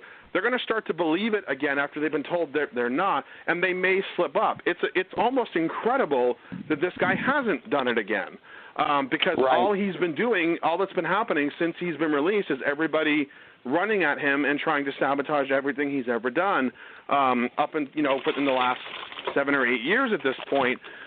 And it's just like, well, when do we stop? When do we just, I mean, again, like if he went away. And let's say he did, he came out of jail and he decided, he went to go try to make a movie, couldn't get a movie made, and he became, I don't know, a fucking janitor at an IKEA. He could feel incredibly unhappy with his life, and he could have fucked up again because now he's not doing what he's passionate about anymore. So, and there you go. Now he's back in prison, but now he's doing something that, again, is making him a productive member of society and offering revenue to a studio and offering people money and giving them jobs, and everybody wants to jump on his back and make it seem like, no, you shouldn't be allowed to do this because of something that happened, something that happened 30-plus years ago. And I just don't – I'm not on that fence. I can't jump on that bandwagon. Do I think what he did was wrong? Abso-fucking-lutely. And, again, I'm convinced – if you do that, you should be given a life sentence, and that's it. But I don't run the prisons in this country. I don't run the justice system. Somebody else does, and they're more qualified than I am to make that decision. I didn't go to school, and I don't deal with this every day. So, but that's my personal belief. But the fact of the matter is, he was released. Our justice system deemed him safe, and he went back to doing what he loves. But, that's it. Okay. Now, I was going to say, go ahead and answer that, because I have 2 more questions, and then I'll let you guys get on with the podcast. So, I think this is the majority of the podcast, isn't it? Yeah, this is. We don't have any other topics tonight. We thought we'd keep it pure, if that makes sense. I was going to say, I think I have Sorry, less. I just got that. You're welcome. I think I have less of a problem with something like a Dark House or a Peaceful Warrior, because he just directed it. That's letting him do what he does. Ooh, I think gotta for correct me, again, Todd. I think Peaceful Warrior he wrote. Dark House was the director for hire. I think he wrote almost everything else but Dark House. Nope. I could be wrong. He did not write the novel nor the screenplay on Peaceful Warrior. He was a director. All right, I stand corrected. I think that's where my problem. I have no desire to see, and there's no denying, once, always, I have no desire to see what comes from the mind of a pedophile. I'm not going to go pay to see that. And I think what that's about Rosewood? where What about Rosewood Lane? He did write Dark House, by the way. I could be wrong. I'm not sure. I thought yes, he did. He's listed as a writer on the IMDb. Screenplay by Charles Aragon and Victor Stalva. Story by Charles Aragon. I haven't seen it, so I can't comment. But and Rosewood Lane he wrote as well. Excuse me. That I did know. But I mean, that's my point. I mean, yeah, I just have no desire. I mean, once it's kind of known. And from seeing, I am not a fan of Jeepers Creepers 2, never have been. It was just, the shoulder piss scene lost, and I was like, this is weird. But wait, were you a fan of the first one? Yeah, I have no issues with the first one. I never have. I mean, Okay, but wait a minute. But then everything you just said makes you just invalidated everything you just said. I said he wrote it. No, I said no. You didn't know at the time. Okay. But now you do. So do you have a problem with it? No, okay. I haven't gone back and revisited it. I don't go watch Crisp on the Wall matches anymore either, unless it's, it's not something I. Well, that's I'm a little, doing. that's a little more specific. I mean, most people revisit movies. Well, I guess you guys do revisit wrestling matches, but that's okay. Yeah, but don't make fun of us pro wrestling fans, damn it. There's another guy in the match at least, so I don't have any issues. I own Jeepers Creepers 1 and 2 from Scream Factory. Haven't really had an urge to watch. I'm still. See, that's the thing. Your opinion changed when you had a kid, though, right, Todd? It did, and I fully admit that, because I was all on board on reviewing this, and then at some point, someone said something, and it clicked, and it's like, you know, I have a 1-year-old just a few days ago, and like I told Dan, it's like it's the birth. Both one's 18, one's just turned 1. It's like their birthday weekend. I feel dirty going to see Jeepers Creepers 3. There's just something a little wrong with that. And I get that. You know, that's an interesting That's an interesting aspect of bringing up of children, because you know I have a daughter as well, and I've talked with Chris a little bit about it. You know, unfortunately, through my ex-wife's husband, who is now in jail for the rest of his life, he abused my daughter, and people have often asked me, how can you objectively watch the movie and give it a review? And it's like I said, you know, I don't support what Salva did. You know, should he have been in jail for the rest of his life? Yes. He's not. Okay. I have to deal with that. You know, you're right. He was released from prison. So what do? Do we put him in a can? Do we let him make his movies? He's being a productive member of society. He hasn't relapsed that we know of. So people ask me, how could you sit there and review Jeepers Creepers 1 and 2? And ultimately what it came down to is, I had to sit down as a journalist and say to myself, I have to objectively review the movie. I'm not reviewing what Victor Salva did in his past. I'm reviewing Victor Salva's movie. Right. And that's how I have had to justify my reviews of his work in my mind. I'm not reviewing what he did. I'm reviewing his film. And his film is not just him. It's all the other actors and actresses and the sound people and the effects artists. That's what I think a lot of people forget sometimes is it's Victor Salva's not in front of the camera. He's not the creeper. He's not doing all of these other things. But Dan said the same thing, and I'm going to have to use my same analogy again. God. All right, here's my thing about that. To use the Clerks analogy with the fucking Death Star. Everyone on the fucking Death Star knew what they were doing. So when it got blown up, evil gets destroyed. Everyone who goes on the Jeepers Creepers 3 film set knows what they're getting into. They are. Absolutely. It's not about the other people at that point, because they know. Just like the people on the Death Star who were contractors for hire. So Dan had me with that argument. So for some reason that popped in my head, and I was like, you're right. There is other people, but those other people made a choice to work on that film, but again, knowing the backlash. But in Hollywood and and you know this as well as I do in any system, if you're an actress like Meg Foster, you need to pay your bills. Who's a lovely lady. You can't afford to say no to a role if somebody's offering your role and is going to pay you. Adrienne Barbeau. I mean, you have to. You know what did she do? 31 is the last thing she did, right? Prior to that, what has this woman been in? She didn't act for like 8 or 9 years. Well, yeah, but Barbeau might have had some money. I mean, you know, it doesn't matter if you find. See, that's part of the reason I say the whole Death Star Clerks argument, because she found out what he did, because as soon as she got cast, everyone let her know, and she dropped out. That's the difference. Yeah, that's supposedly, but I'm not. Irregardless, you can totally disagree with me and think like no one should see this movie. Again, that's fine. Oh no, I don't begrudge anyone to see the film. No. I know. I just wanted to make that case.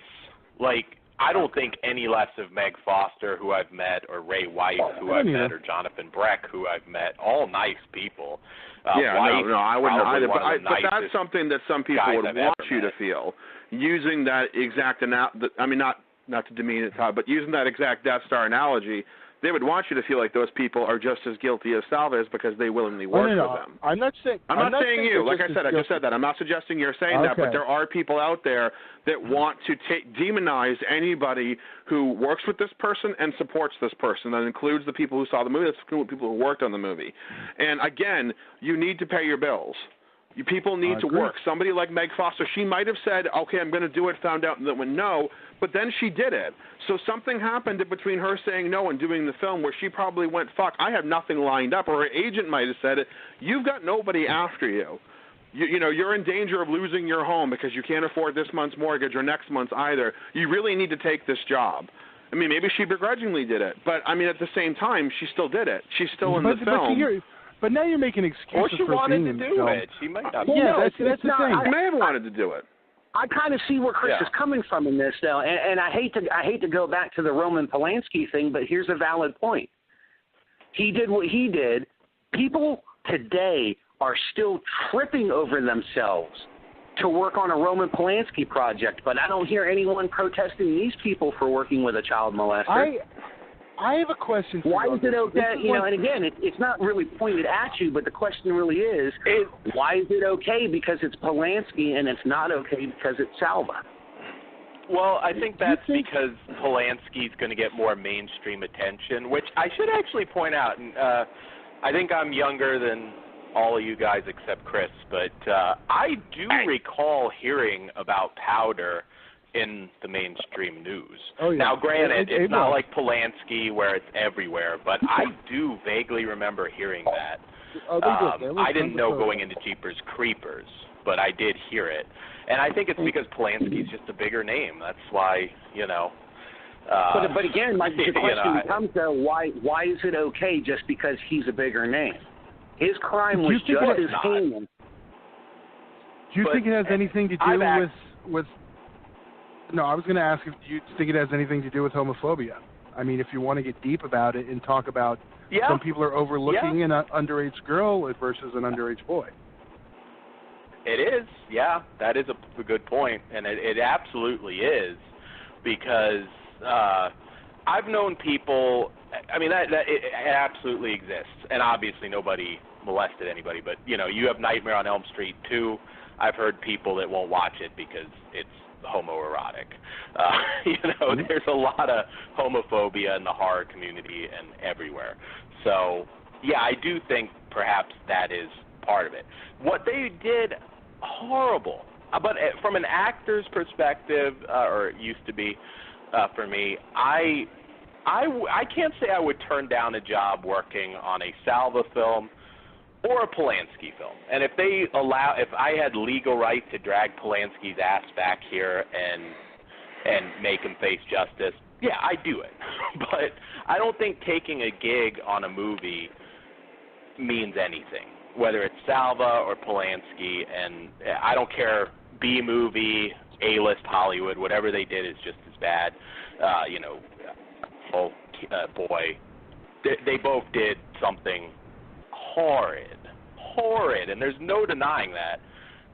Whether I see the movie, don't see it, it doesn't change the act. They'll never escape it. They will never escape it. Like I said, that'll be on both their tombstones. I honestly wish, though, like, because to me it's like every time a Victor Salva project comes up, I think it needs to be known. Like we're doing here, we're giving the film a completely unbiased review, and we're talking about his past. If people who covered Roman Polanski stuff brought up the other half, I think that would be fair and just. I mean, it goes hand in hand. Well, the disgusting thing maybe with Polanski going back a few years now is like him getting a standing ovation at the Oscars. Well, I get that. Even I was thinking, what the fuck? That should be more of a... I was too. Well, you know. But does the fact that the victim of his moved on and said she's over it now and, you know, is tired of hearing it herself, does that make a difference too? No, it shouldn't. That doesn't change. I understand. I don't. I mean, I think to some people it does, and and again, this is going to come out more wrong than I wanted to, but it's just how I felt when I read it. When I read the kid's statement, the kid Victor Salva assaulted. Nathan Winters, yeah. Yeah, and I understood what he was saying, and I agree with it. But he plugged his documentary, and I'm like, so wait a minute. This horrible thing happened to you that you wanted to move away from, but now you made a documentary about it, and basically. Well, I'm like, why would you want to bring yourself back there? Like, I don't know. He never said he wanted to move away from it. He was the one protesting powder. He was the one who led that shit. Yeah, but he didn't. It just seems like that was that's what you would want to do to a certain degree. Like you wouldn't want to spend the rest of your life letting it run your life. I don't understand that line of thinking. You can go two. Well, we know what kind of victim you would be then. There's two ways of thinking. You either bury it or fuck you and attack it. I mean, that's the two ways you go. It's one or the other. And he's the one who chose to say fuck you and let everyone know. And I respect that. That's what he wants to do. If he wanted to go the other way, I'd respect that too, like the Polanski one. Yeah. But that's not what he's going to do. And putting it in that press release, what other time are people going to listen to him about the documentary that's not in the middle of this Jeepers Creepers 3 shitstorm? No one would have given a shit during Rosewood Lane. You know, a movie that's going direct to DVD. He'll squeeze out more movies. I don't believe that Salva's made his last movie. This could be the last one that might have had any kind of wide release. Maybe not. Who the hell knows? I think it's because of the name. I don't think if he made Rosewood 2, anyone would give a shit or blink or even notice. No one gives a shit. And again, I hate fucking keyboard warriors in general because they never do anything. They just bitch about anything on the computer. They'll never actually do anything. And half of them probably Nathan Winters can. Well, yeah, but Nathan Winters can say whatever he wants. Like that guy, if he wants to spend the rest of his life talking about what a piece of shit Salva is, he has every right to do it. So I'm not disagreeing with that and saying that he shouldn't be doing that. Yeah. I guess just to a certain degree, I don't understand why he would want to put himself through all of that again and then go and make a film about it and then kind of immortalize it even more than it already is. Like, I mean, he's been interviewed, he's been talked to, it's pretty well documented what happened. You know, it's just like, why would you want to go back to it and make a profit off of something horrible that happened to you? It's kind of like people, that'd be like somebody who survived the Holocaust agreeing to be in Schindler's List. Like, it would just seem like, why would you want to put yourself through that again? It's not like he's doing the fucking Clown House special edition, so I wouldn't go that far yet. Yeah. No, I mean, nobody wants to touch that shit. Well, as ridiculous, though, as that might sound, let's say he's proud of his performance and he wanted to talk about the movie. Again, I come back to it. Nathan Forrest Winters can do just about whatever he wants. And if he wants to, I don't know what his motivations, I'm going to just assume are noble, and he wants to bring No, I mean, I'm not saying they're you know. Again, like that was going to, I know what I said was going to come up wrong, but something about it, to me, just to a certain degree, the way he worded it and the way it was presented just seemed kind of like, really, that's where you want to take this right now? Like, you're issuing a statement and yada, yada, yada, and in the last thing as a plug to the documentary. And, you know, in fairness, I said the same thing to John and Howard Ford when they did their George Romero tribute and asked if there was an interest for the Dead 3. I'm like, that was in poor taste. And I'm friends with those guys, and I'm like, you shouldn't. Why would you put a plug for a third film in a tribute article? Like, write your fucking tribute and end it there, and then let somebody interview you after the fact and discuss the possibility of a part 3. But the Nathan Winters thing was actually. But the Nathan Winters thing, he was actually saying it was okay to go see the movie. Like, he was. No, I know. I don't know. Like I said, it's just the way it was worded. Just kind of went, oh, what? Who? It just seemed like that was the point he was leading to. Like, he wasn't necessarily wanting. To, you know what I mean? Like, it just seemed like that's the only reason he was even releasing a statement was because he had this documentary in the wings and he wanted people to know about it. You know, so I'm like, come on, like. It was because of the protest for the screen or the world premiere.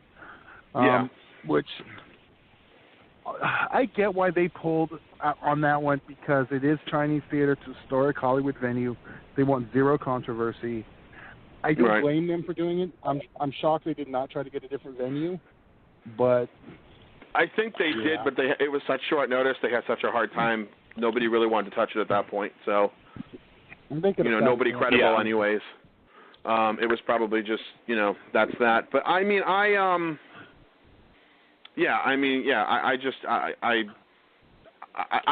kind of on Dan's page. I'm on the same page as Mike. If you want to go see the movie, go see the movie. I said I'm with that too. Oh yeah, okay. So I guess we're all on the same page. It's like Dan said. The keyboard warriors they don't accomplish much. They don't do anything. If they spent half as much energy on this kind of shit as they did on, I don't know, trying to get the system fixed, it would have been fixed a long time ago. No, camp outside of the judge's house. You know what I'm saying? It's like, rather than protesting what ironically enough ended up being a mediocre movie, go outside a fucking judge's house. Bring attention to somebody that would. Although, in fairness, sometimes you can only give them so much time. I do want to clarify that. But, you can't. It's not just clicking your fingers and executing the child molesters. But if he was in any... You could... If he was in a different field, he wouldn't have got sent to the fucking resort prison. He would have been a general population and got shanked in a week. That's the difference. Yeah. But because he wasn't the plumber, he was a filmmaker. It made the difference, Good point. Yeah, but I mean, in fairness, there have been other pedophiles who have gone to jail that weren't filmmakers and were released. Not all of them get murdered. There are, I mean, they might get the shit beat out of them for a while, but I mean, not all of them get killed. From what I understand, Jared from Subway's swallowing some footlongs right now. And he's probably got way more money, 10 times the money that Salva ever had. So I don't know. Maybe it is more of a protecting Hollywood thing, because I know for a fact he's at least had the shit beat out of him a few times.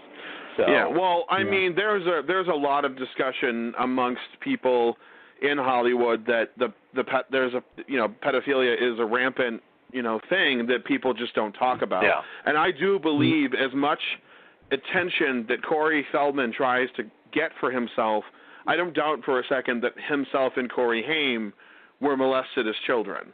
I believe that as well. Whenever he tells people about that, there's a genuine feeling to whatever he's saying. He's not making that up. And the fact that nobody in that, and I think in his book he said it happened on The Goonies. It was one of the big production heads on The Goonies. There's only a handful of people that can be. So, again, like, when do so what do we do? Like, we stop seeing Steven Spielberg and Richard Donner movies just in case. Don't soil The Goonies. It was on Lucas. I'm just saying. No, he said it happened in The Goonies as well, that him and one of his co-stars and him were also molested. He was pretty, I mean, as far as I recall in that book, he was pretty adamant about what it happened on. The problem, when you mention Feldman, now I do believe something happened to him, but the only thing with Feldman, and again, that's not to say anything didn't happen to him either. I know he said whatever happened to him, I guess, wasn't as bad as what Haim got.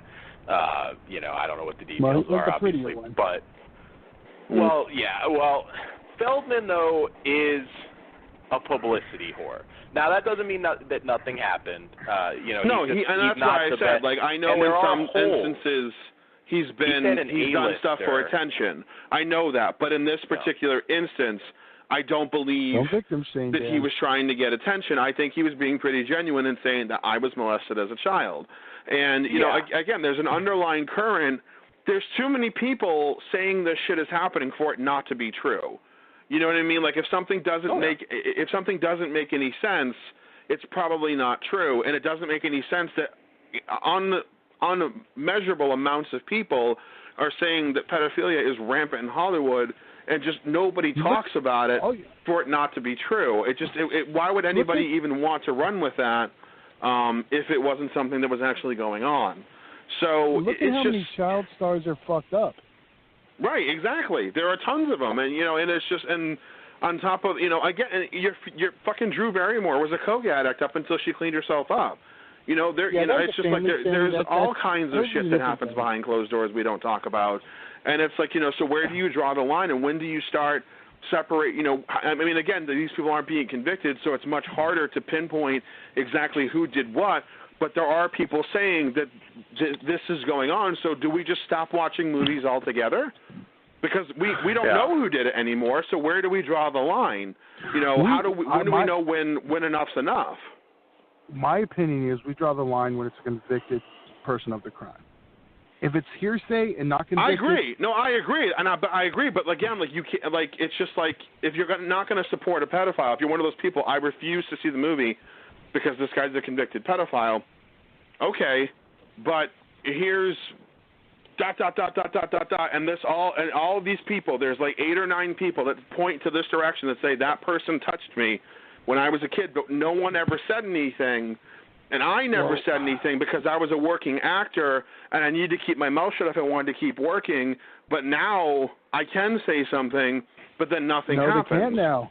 No, I know. That's what I'm saying. Nothing happens if they say anything because No. Yes, no. I have to correct that. Something happens now because statute of limitations has expired in California. They will go to jail. That's why Corey Feldman can't say anything now because he'll get sued immediately for slander. Because California conveniently will. And not only that, but at this point, how is he going to prove it? Well, you know what I mean? But the point is, California has such. Yeah, but look at Cosby. If you get enough people to go with the story that we're there, I mean. But the point is, California conveniently has that statute of limitation on. But here's my question: can't Feldman? And maybe he has, because, I mean, I've heard different names thrown out. And that's where some of the holes come in, though, because he said an A-lister. But, you know, again, I wasn't there. I don't know. But, you know, can he just leak this name? You know what I mean? Have it come out because like Todd said, he could be sued for libel. I mean, if slander, like you can't, if it could trace back to him that he's the one who said something, then he's in big trouble. It's over. No. Yeah, and at that point, you know, you look at a lot of other crazy things that happen in Hollywood just on hearsay. You know, it wouldn't be surprising if he, quote unquote, accidentally committed suicide, accidentally overdosed. Or overdose. I mean? Yeah, I mean, you could also say to the fact that he's not really exactly a billionaire, where somebody, and I'm not saying this is who did it, but let's say, for example, it was Steven Spielberg. Steven Spielberg's lawyers would bury Corey Feldman, and all of a sudden he'd be in jail. And even if Steven Spielberg was proved guilty, he'd be a free man. Right. So it's like, you know, they'd find a way to turn it around on him. So we're not saying that Flesh Wound Radio. No. And as I said, I'm using it strictly as an example. I don't believe that for a second that happened because nobody else who's ever worked with that man has ever suggested that's a thing. So. Like, I'm not even running with that. But I'm just saying if that were the case, Todd's going to fall down his stairs now, Chris. He's in California. I know, right? Well, Todd doesn't have any stairs, so I guess we're okay. Drew Barrymore would lift his ass. Put his cigarette out on his forehead. Here's one of my other questions. Okay. You know, from an interesting standpoint, you know, the four of us are journalists in different formats, you know. You guys primarily, you know, Todd and Daniel primarily on podcasts. Chris, you do some video stuff. You know, you've been known to do some writing, podcasting as well. You know, I do the magazines, the podcast, the whole nine. If the opportunity was ever presented to you, oh God, I know where this is going. would you interview Victor Salva, and what would you ask him? Absolutely. Ooh. Who wants to go first? I've got to figure what to ask him.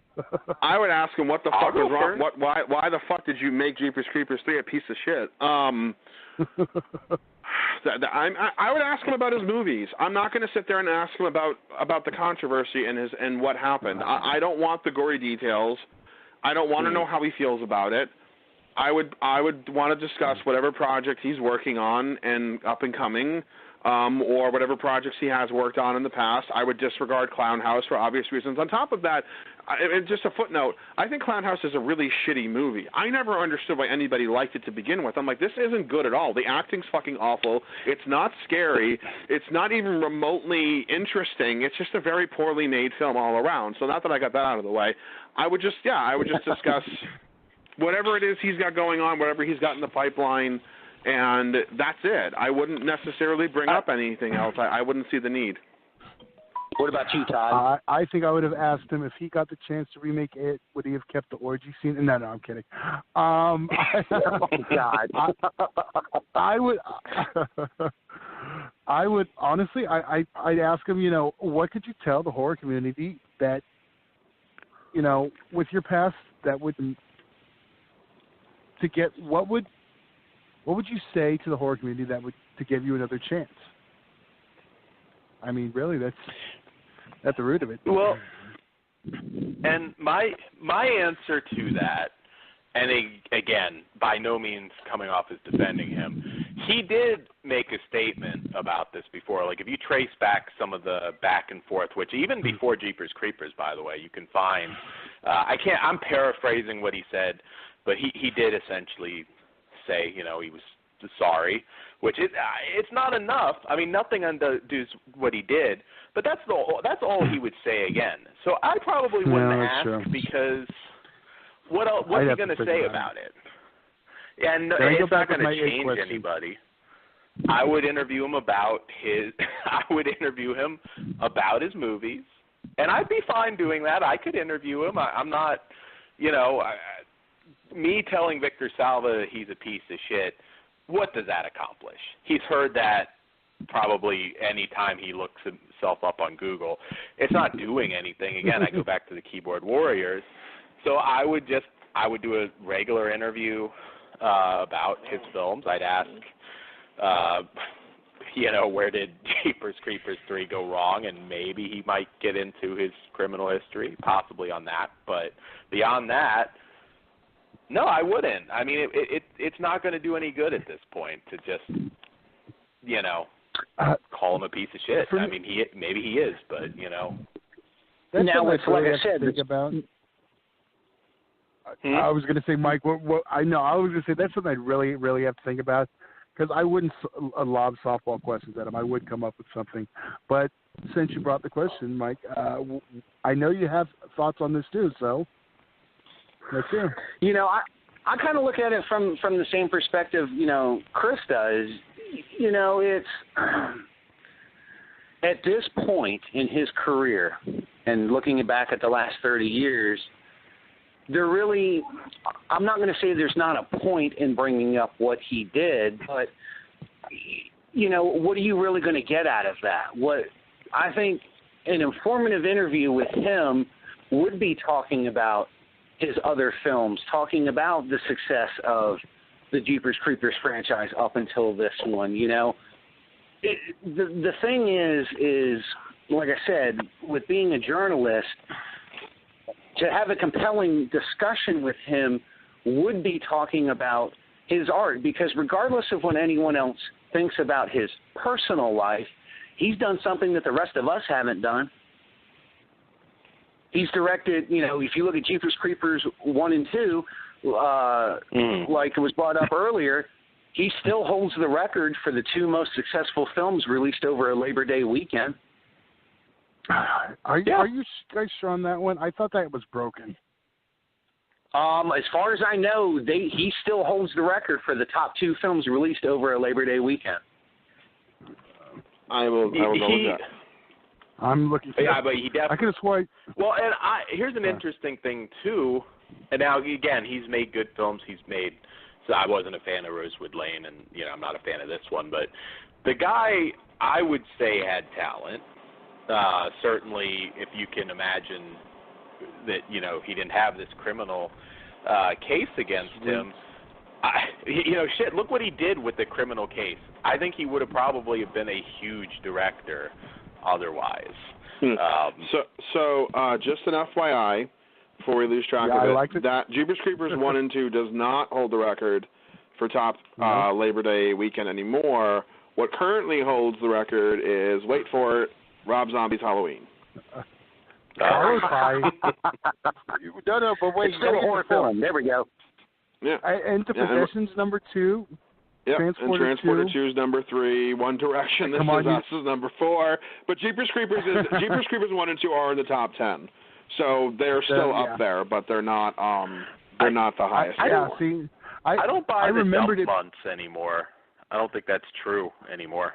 The what? You can make money in the dump months, September, Yes, but January. I don't think that's the case. I've no seen a lot of good arguing movies. Yeah, there's no arguing they're not dump months anymore, though, because if you would have dropped those in the middle of summer, it wouldn't have done as well. Yeah. They're still dump months for a reason. To bring up the other point that I had brought up earlier, if the rumors and the speculations are true that I've been reading about how the production company basically sawed his legs off after the movie was made, and they basically shit on distribution and things like that, should he sue? And no. What do you? I mean, no. Why not? Well, first of all, he doesn't have the right to sue. A production company has that you. I mean, there are. I talked to the guy who did the effects in the video dead, who's worked on 19 films his entire career. He has 3 to his credit on IMDb because out of those 19, only 3 were ever released. Most of those films were completed.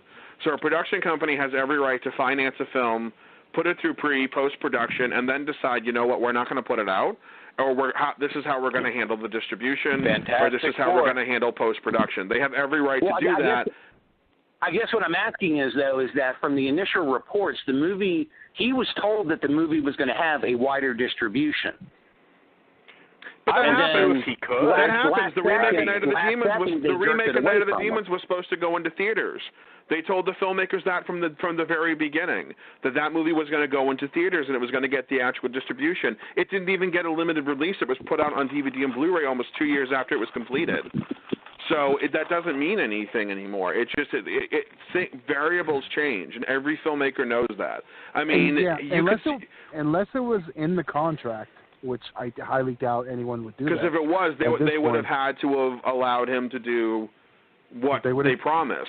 Otherwise, of course, you could sue them. But I think he would have. Again, if it's in the contract, it doesn't matter how much money you have versus you don't have. It's in black and white. You have every right to sue.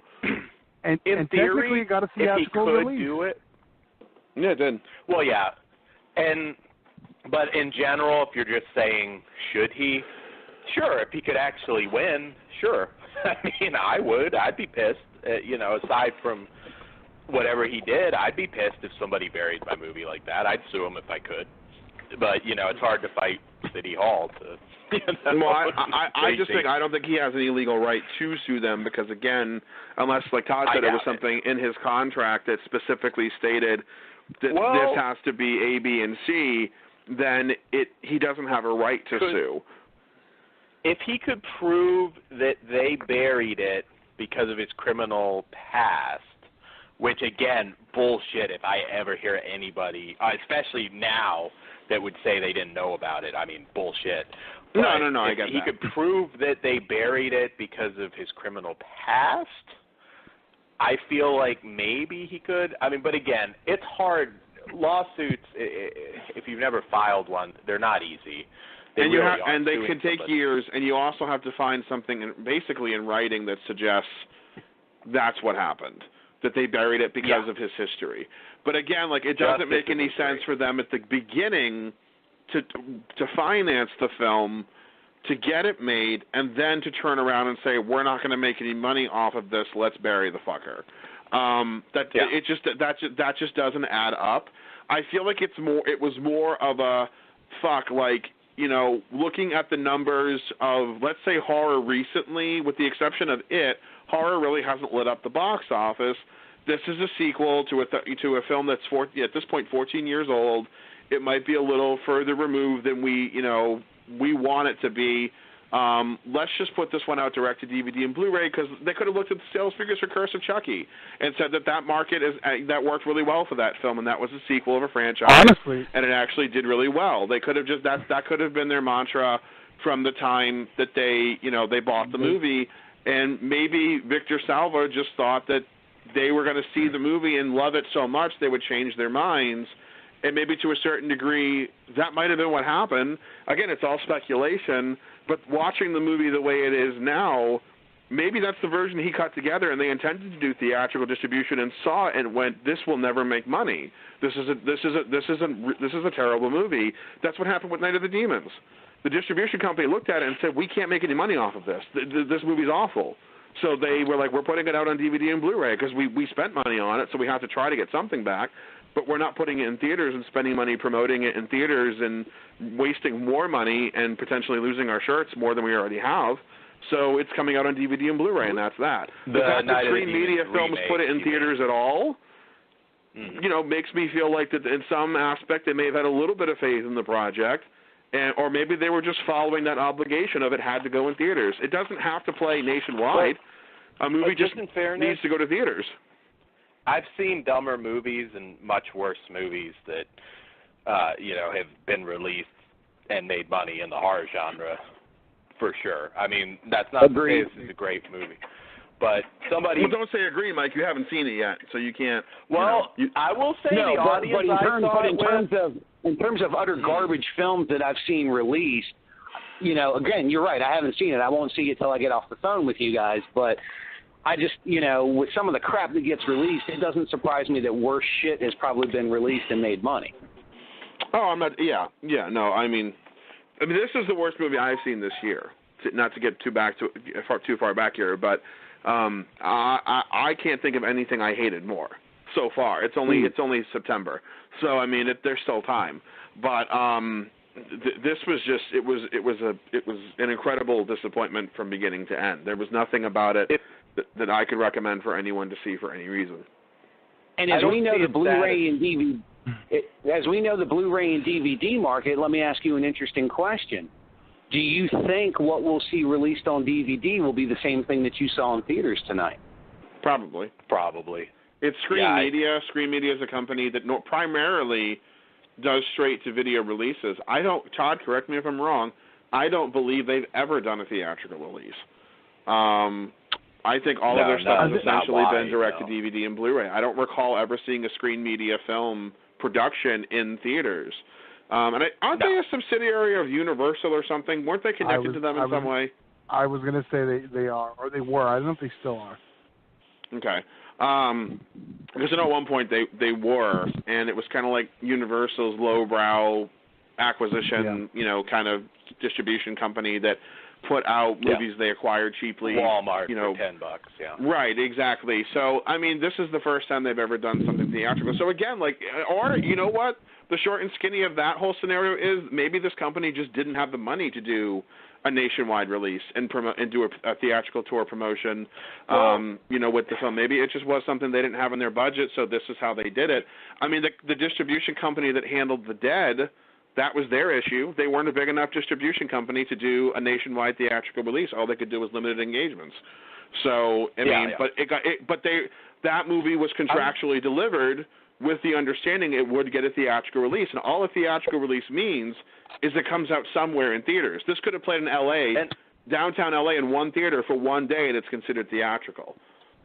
I'll tell you this, though, and again, this is just we'll never know, but my prediction is if this had a wide theatrical release, I think it would have done pretty decent. I think those films actually have legs, and I think there's quite a few fans and people who have seen it. I mean, again, we'll never know, but I actually think this one would have, it's not going to make it numbers, but I think it would have actually been quite profitable.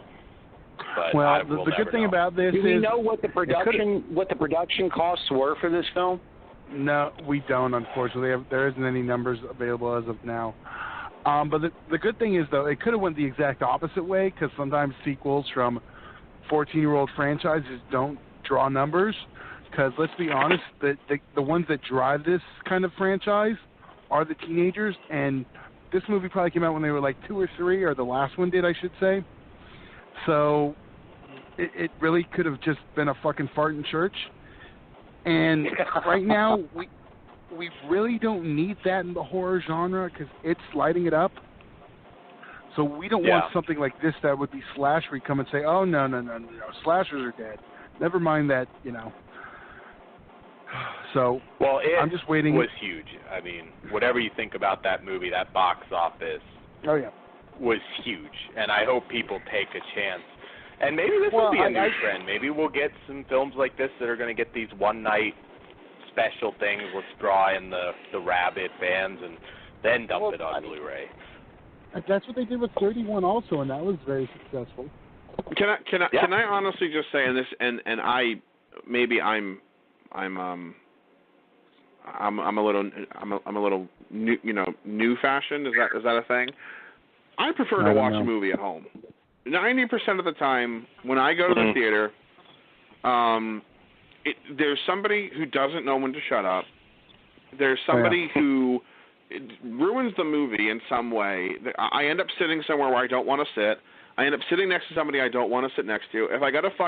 God forbid I'm into the movie and I got to fucking pee halfway into it, because it's not like I can pause the shit, get up, and leave. So I have to hold it for however fucking long the movie's going to be. And now a movie can't be under fucking 100 minutes. So if I'm halfway into a fucking 100-minute movie that's almost an hour, I'm holding a fucking piss because I can't pause it. If the volume's too low and I'm having trouble hearing shit, I can't tell them to turn the shit up. So 90% of the time, I prefer seeing a movie at home anyway. So if something comes out direct to DVD or Blu-ray, that really doesn't faze me. That doesn't bother me in the slightest bit. I'm just kind of like, okay, cool. Now I can see it at home much sooner. Like, not that it would have happened, but if it had come out direct to DVD and Blu-ray, I could have watched that movie 4 times in my house instead of paying to go see it every fucking time. So in other words, you don't have the giant screen. Chris is yelling, "Get off my lawn!" And also, all I'm picturing now, I don't know if this is racist or not. I don't know if racist is the right word. There's a bunch of people in the theater with Chris all talking like Marky Mark, but that's just me. So basically, you would prefer the Leatherface release, even though I know right now it's directly something like that. Yeah, because I mean, like that. I feel like it's just a better avenue to see the movie, and like the big screen is cool. And I told people, it was a movie. Stephen King's It was a movie you need to see in theaters, because it has such a presence about it, and seeing with the professionally calibrated surround sound system and everything like that. Like that's that way to see that film. Because it uses a lot of sound design on top of just being kind of visually impressive in a lot of aspects as well. So seeing it in the theater is kind of the way to go. But all 3 times I saw that movie, the audience was great.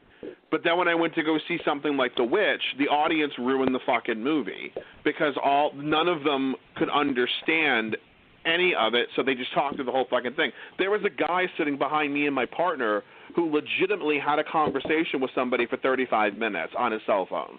Like, that's the kind of shit that I don't want to deal with when going to see a movie. Now, granted, I could have gotten up and told the manager and had him removed, but then you got to deal with somebody who potentially, in this fucking day and age, who's potentially going to pull out a fucking gun or wait for you in the lobby and jump you as you're walking out of the theater because you got them thrown out of the theater. I'd rather just not deal with it. Shut the fuck up. You should go to a movie with me then, because that shit don't happen when I go. But then again, I'm a pretty scary fucking dude. Well, this was after going to the movies. Huh? I'm a dinosaur. I like going to the movies. It's a different. Now it is expensive. So I mean, I know a lot of it's expensive as shit. I sneak my snacks in. Yeah, well, other people do too. You're not the only one. I just, I'm not saying like I'm anti-theater. I'm just saying I don't get upset when somebody tells me this is how this movie's being handled. It's coming out direct to DVD and Blu-ray. And I'm like, okay. Like, I'll still see it. That means I get to watch it at home and I don't have to worry about some fucking schmuck, ruining it for me, or a group of friends ruining it for me because they paid nearly $20 a fucking ticket just to talk for 2 hours. Like, you want to be social, go out to eat. It's going to cost you just about the same. You don't need to go see a movie for that. So I guess you guys are going to be you're going to be a big proponent of Netflix's new business model where you can watch movies at home then? Can't you do that now? Well, no, I'm talking about theatrical premieres. Oh, I was like, Mike, welcome to 2017. Netflix has been doing that for how long? I was like, wait a minute. Todd, find out when they started streaming. I don't remember the exact date. I mean, my thing was, I remember, I was back in 2004, I saw Dawn of the Dead in theaters, I want to say 17 times. I think I hold a record. And I remember after I saw it the first time, I immediately wanted to own it. I think what theaters should do, if they're not going to, follow the Leatherface or 31 moniker where they put it in for a day and then, it comes out about a month later on DVD and Blu-ray or on demand, whatever. I think they should allow people, they should put movies in a theater for a week, let everyone see it, and then allow them to buy it after they see the movie. Like they get like a discounted Blu-ray if they go to the box office, and they can buy it if they want to buy it. I mean, because I mean, before home video was a thing, studios made their money in theatrical releases. That's where That's where their revenue came from. That's why they re-released fucking movies 1,000 times in theaters. Like The Exorcist came out 4 or 5 times. I think E.T. was in theaters for almost a year because if you wanted to see it, the only way you could see it was going to the theater. So there was also couldn't. no home video Right, that's what I'm saying. There was no home video at the time. So now, with that being said, a lot of movies tend to find, their more success on the home video market because there are people that are like me to a certain degree that don't necessarily enjoy going to the movies, but instead of, like me, they still go see the movie. They just stay home and wait for it to come out because they just don't want to deal with the fucking hassle of having to tell someone to sit down and shut up or to not talk throughout the movie, and again, to have to worry about dealing with that person when the movie's over. It's just, if you go to the fucking movies, it should be like an Alamo like every theater should be run like an Alamo Drafthouse. You fucking talk, somebody's there, and they remove you. You take out your cell phone, somebody holds up a sign, they warn you, you do it again, they take you out, they remove you. I mean, you're paying nearly $20 fucking dollars to sit there. You know what I mean? Like, it shouldn't be I have to fucking babysit full grown-ass adults that don't know common courtesy and don't understand fucking logic and can't be quiet through a 2-hour movie. That's the cell phone rant, though. People are assholes about cell phones in general. They don't get the fuck off them. And I'm all for booting somebody. There was somebody tonight, although they did put it away, but the first 10 minutes were staring at their phone, and I'm like, there's no way you can tell whether this movie's going to be good or bad yet. Put your fucking phone away. Thank God they did. Yeah. I'm with. See, that my thing is, I like going to the movies. There's just not a lot that comes out that I have any interest in. Because if there's something I want to see, I agree with that. I agree with that 100%. Yeah. That's the biggest part, and I'm kind of hoping that with this, Chris and I had kind of talked about this when he was heading up to the convention. I think it was in Jersey. Yep. I'm kind of hoping that with what the box office of it was, we start to see more of this hard R adult style of film. And I think the other thing that will help with this is they need to really start enforcing the rating system at the box office. There's no reason why a group of 13-year-old kids should be in a R-rated film unsupervised raising hell. Yeah. Well, what the odd part is, though, about that statement, Mike, is I find if a 14 or 13-year-old or 6-year-old sneaks into a movie, they're even more quiet than the 30-somethings because they don't want to get caught and thrown out. That I do agree with because I was one of the ones sneaking in. But the other thing with the it factor, no pun, is it's not just that it was a successful R-rated film. The part that intrigues me the most, and I talked about it on the show and I talked to Dan about it, was that it is a medium-level blockbuster. It's not the micro-budget. Million, It's not because all we get now are 3 fucking hours. Is it even medium at this point? I mean, that's low budget. It would be under the old model, $30 million. It's not a micro-budget. It's in the middle.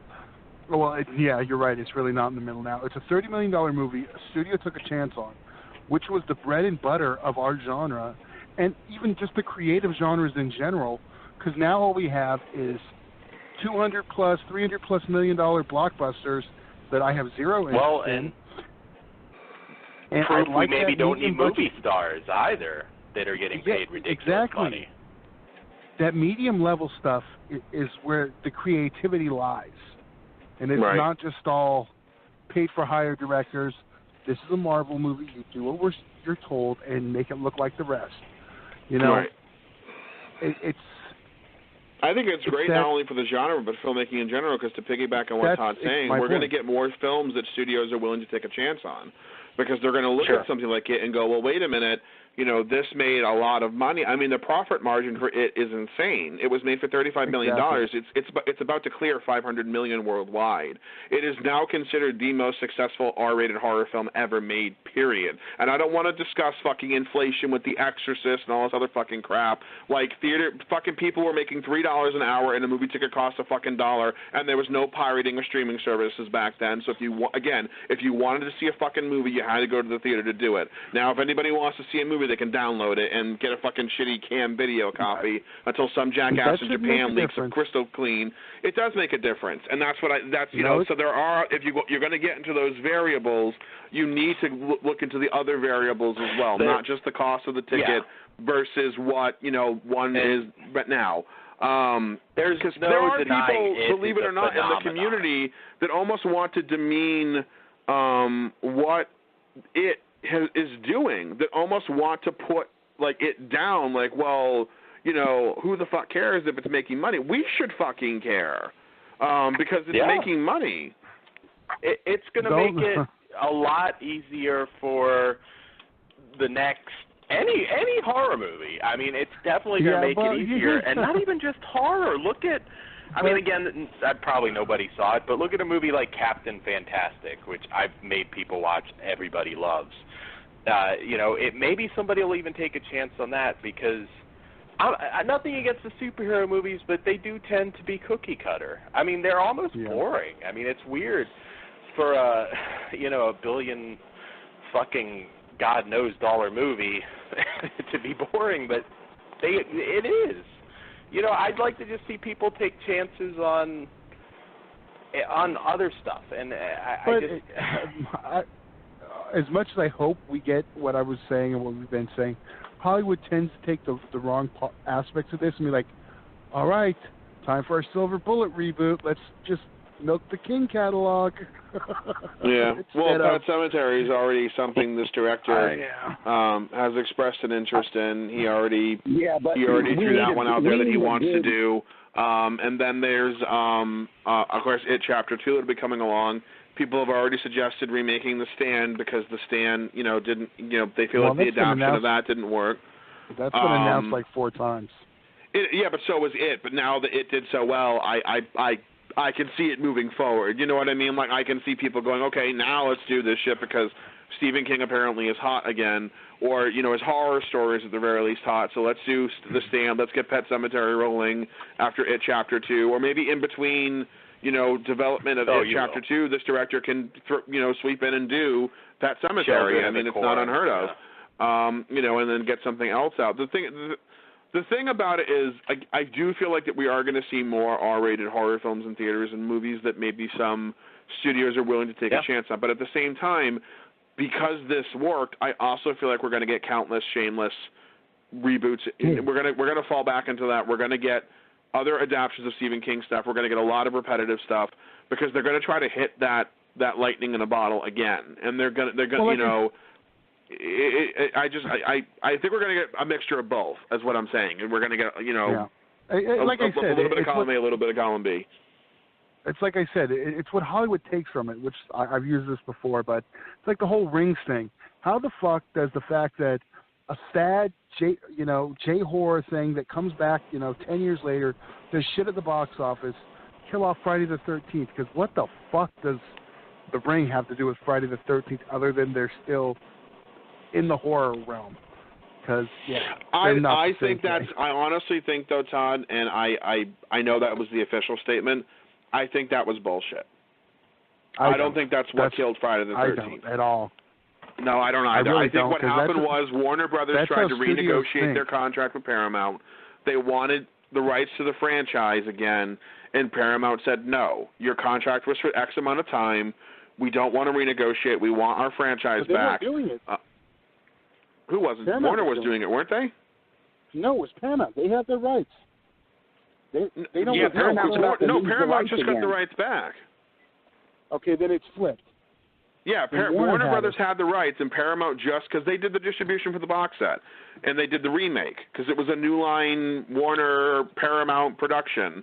So Paramount probably wanted their franchise back, said you can make your film, and then we're going to make our franchise. What studio in their right mind would say, well, we're just going to do a one-off, and you guys can piggyback off of that and make your money, and we'll only make one off the first movie, and that's it. I'm a firm believer that's what happened. No. If they would have made that, their rights wouldn't have reverted. It's one of those cases where, kind of like. No, they would have only owned the rights to that film. They wouldn't have owned the rights. But if memory serves, it was the same case, the same reason Dimension will never stop making Hellraiser or Children of the Corn, because they have to make it to keep the rights. And that's why they reverted. They lost the rights to Children of the Corn. Stephen King got those back. Yet. Next year. That's all. Yeah, that's all in the process, and that's. And even if they make another Children of the Corn film, it doesn't mean they get to keep them. It just means that they made another Children of the Corn film. No, but it did. That's what I'm trying to say. That's going to be a legal battle, and if it wins, it's going to set precedent. Because right now, they still have Children of the Corn, but it's just like the Fantastic Four thing. That's why they made those Corman but I think ones. it depends on the contracts too, and they owned those rights. They didn't license them. That was the case. That was the case with Friday the 13th, and because they didn't make it, that's why they reverted. Yeah, but that's what. Again, that furthers my point. They could have made, if that was the case, they would have made it. If they were going to hold on to those rights, they would have made the movie. We don't know what their contracts were, but it makes sense that Paramount said, no, we're not going to give this back to you, or we're not going to let you hold on to it after you make this film. You've had 8 years to make another one, and you chose not to. We're going to get it back because we want it back, or it's time for us to have it back. It's just there's a lot of shit that just doesn't mesh well, and it doesn't make a whole lot of sense. Rings being a box office flop has nothing to do with one of the most successful franchises in the horror industry not getting a new movie. That just doesn't make any sense at all. No, it doesn't. It definitely doesn't. And well, like I said, any horror movie doing well is a good story. But exactly, agreed. And it is a phenomenon at this point. Even if you don't like the movie for some reason, it's a phenomenon. There's no denying it. That box office was fucking insane. What it made this weekend would have probably have been a big opening, for a horror movie. So, you imagine. But we are way in overtime, so I guess we'll wrap up here and just say again, Thursday we will be back and all Vinegar Syndrome review show, and be sure to check out Flesh Wound Dan on eBay. And we did mention at the top of the show we should probably do it since it's going to be coming up this Thursday. Yeah. Vinegar Syndrome announced their 24-hour flash pre-order of their limited edition Blu-ray release of Liquid Sky and 2 secret limited edition Black Friday releases. They go on sale this Thursday at midnight. Horror titles available on too. 3. Yes, 2 horror titles, one from the 80s, one from the 90s. They go on sale Thursday at midnight if you want to go grab them. So I just wanted to put that out there, and then this Thursday we'll be reviewing the September Vinegar Syndrome titles. Yes. There we got it all out. There you go. Spend some money I can't wait for Demon Wind. Hell yeah, Chris and I were talking about that movie. I don't even like that movie, but I'm excited that it's coming out on Blu-ray. It just tickles me. Okay. Well, guys, I got to be honest with you, man. It was fun. I think we need to do this again. I'll start posting the podcast links over at Morbidly Beautiful because the owner was very grateful for having us on, you guys having me on. So I limit myself to Todd and Dan interactions at the same time once every 6 months. So I've already done 2 in the last 6. So I probably won't do this again for another 2 years at this point. Tonight. We mostly agreed. I know. I want you back on for the Houses October Built too. That's the reason why Houses that October Built 1 is the reason why I limit my interaction with you 2 at the same time to 2 times a fucking year. That's my point. Dan wants round 2. I'm good. We already. I already know what the graphic is, Chris, and it's going to be that way whether you come on or not. So I suggest you come on. Because, like I fucking said to both of you, I was right. That fucking movie and that fucking ending, I was right. That's what I'm saying. You get to come on and vindicate yourself. I don't even remember. No, I'm vindicating myself now. Right now. Yeah, the trailer's out. I already know that I was correct. They already showed it in the trailer. I don't even remember what it was that about. Movie. I didn't like the movie. I remember you guys fighting was, it. I did. I gave it a 3.5 out of 5, but I still got fucking chastised for 45 minutes because I didn't like the open fucking ending that didn't say whether or not it happened or not. And Todd's thing was, well, of course it happened. Like, look at Blair Witch, yada yada yada. And I was like, Chris, if you don't come on, you know it's gonna be a 2-hour shoot interview on you from Todd if you don't come on. So I suggest you come on. That's fine. I can handle that. I can handle that shit. But anyways, way in overtime. I know you got a movie to watch, Mike, and got some pornography, quite frankly, to review for. And I have I gotta get up in 5 hours to get ready to go on a fucking family trip. So I really sacrifice to you guys. I still gotta do laundry. There you go. We're gonna do it. You know what, though? That just shows all of our dedication to our craft and what we love, man. Yeah. Absolutely. I was only expected to do an hour, so. All right, I knew thank you for coming on, Mike. Thank you for coming on, Chris. Both you guys will definitely have you back on. Thanks for having me.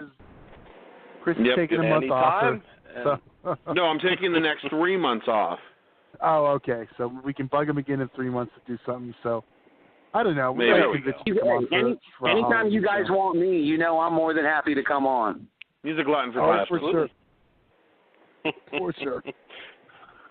So we'll see you guys Thursday. Good night, and there we go. Hopefully we probably pissed you off, but hey, great. All right, and we're gonna end with there we go. We're ending with the happy song. Screw it. Oh, what the fuck? I'm hanging up now.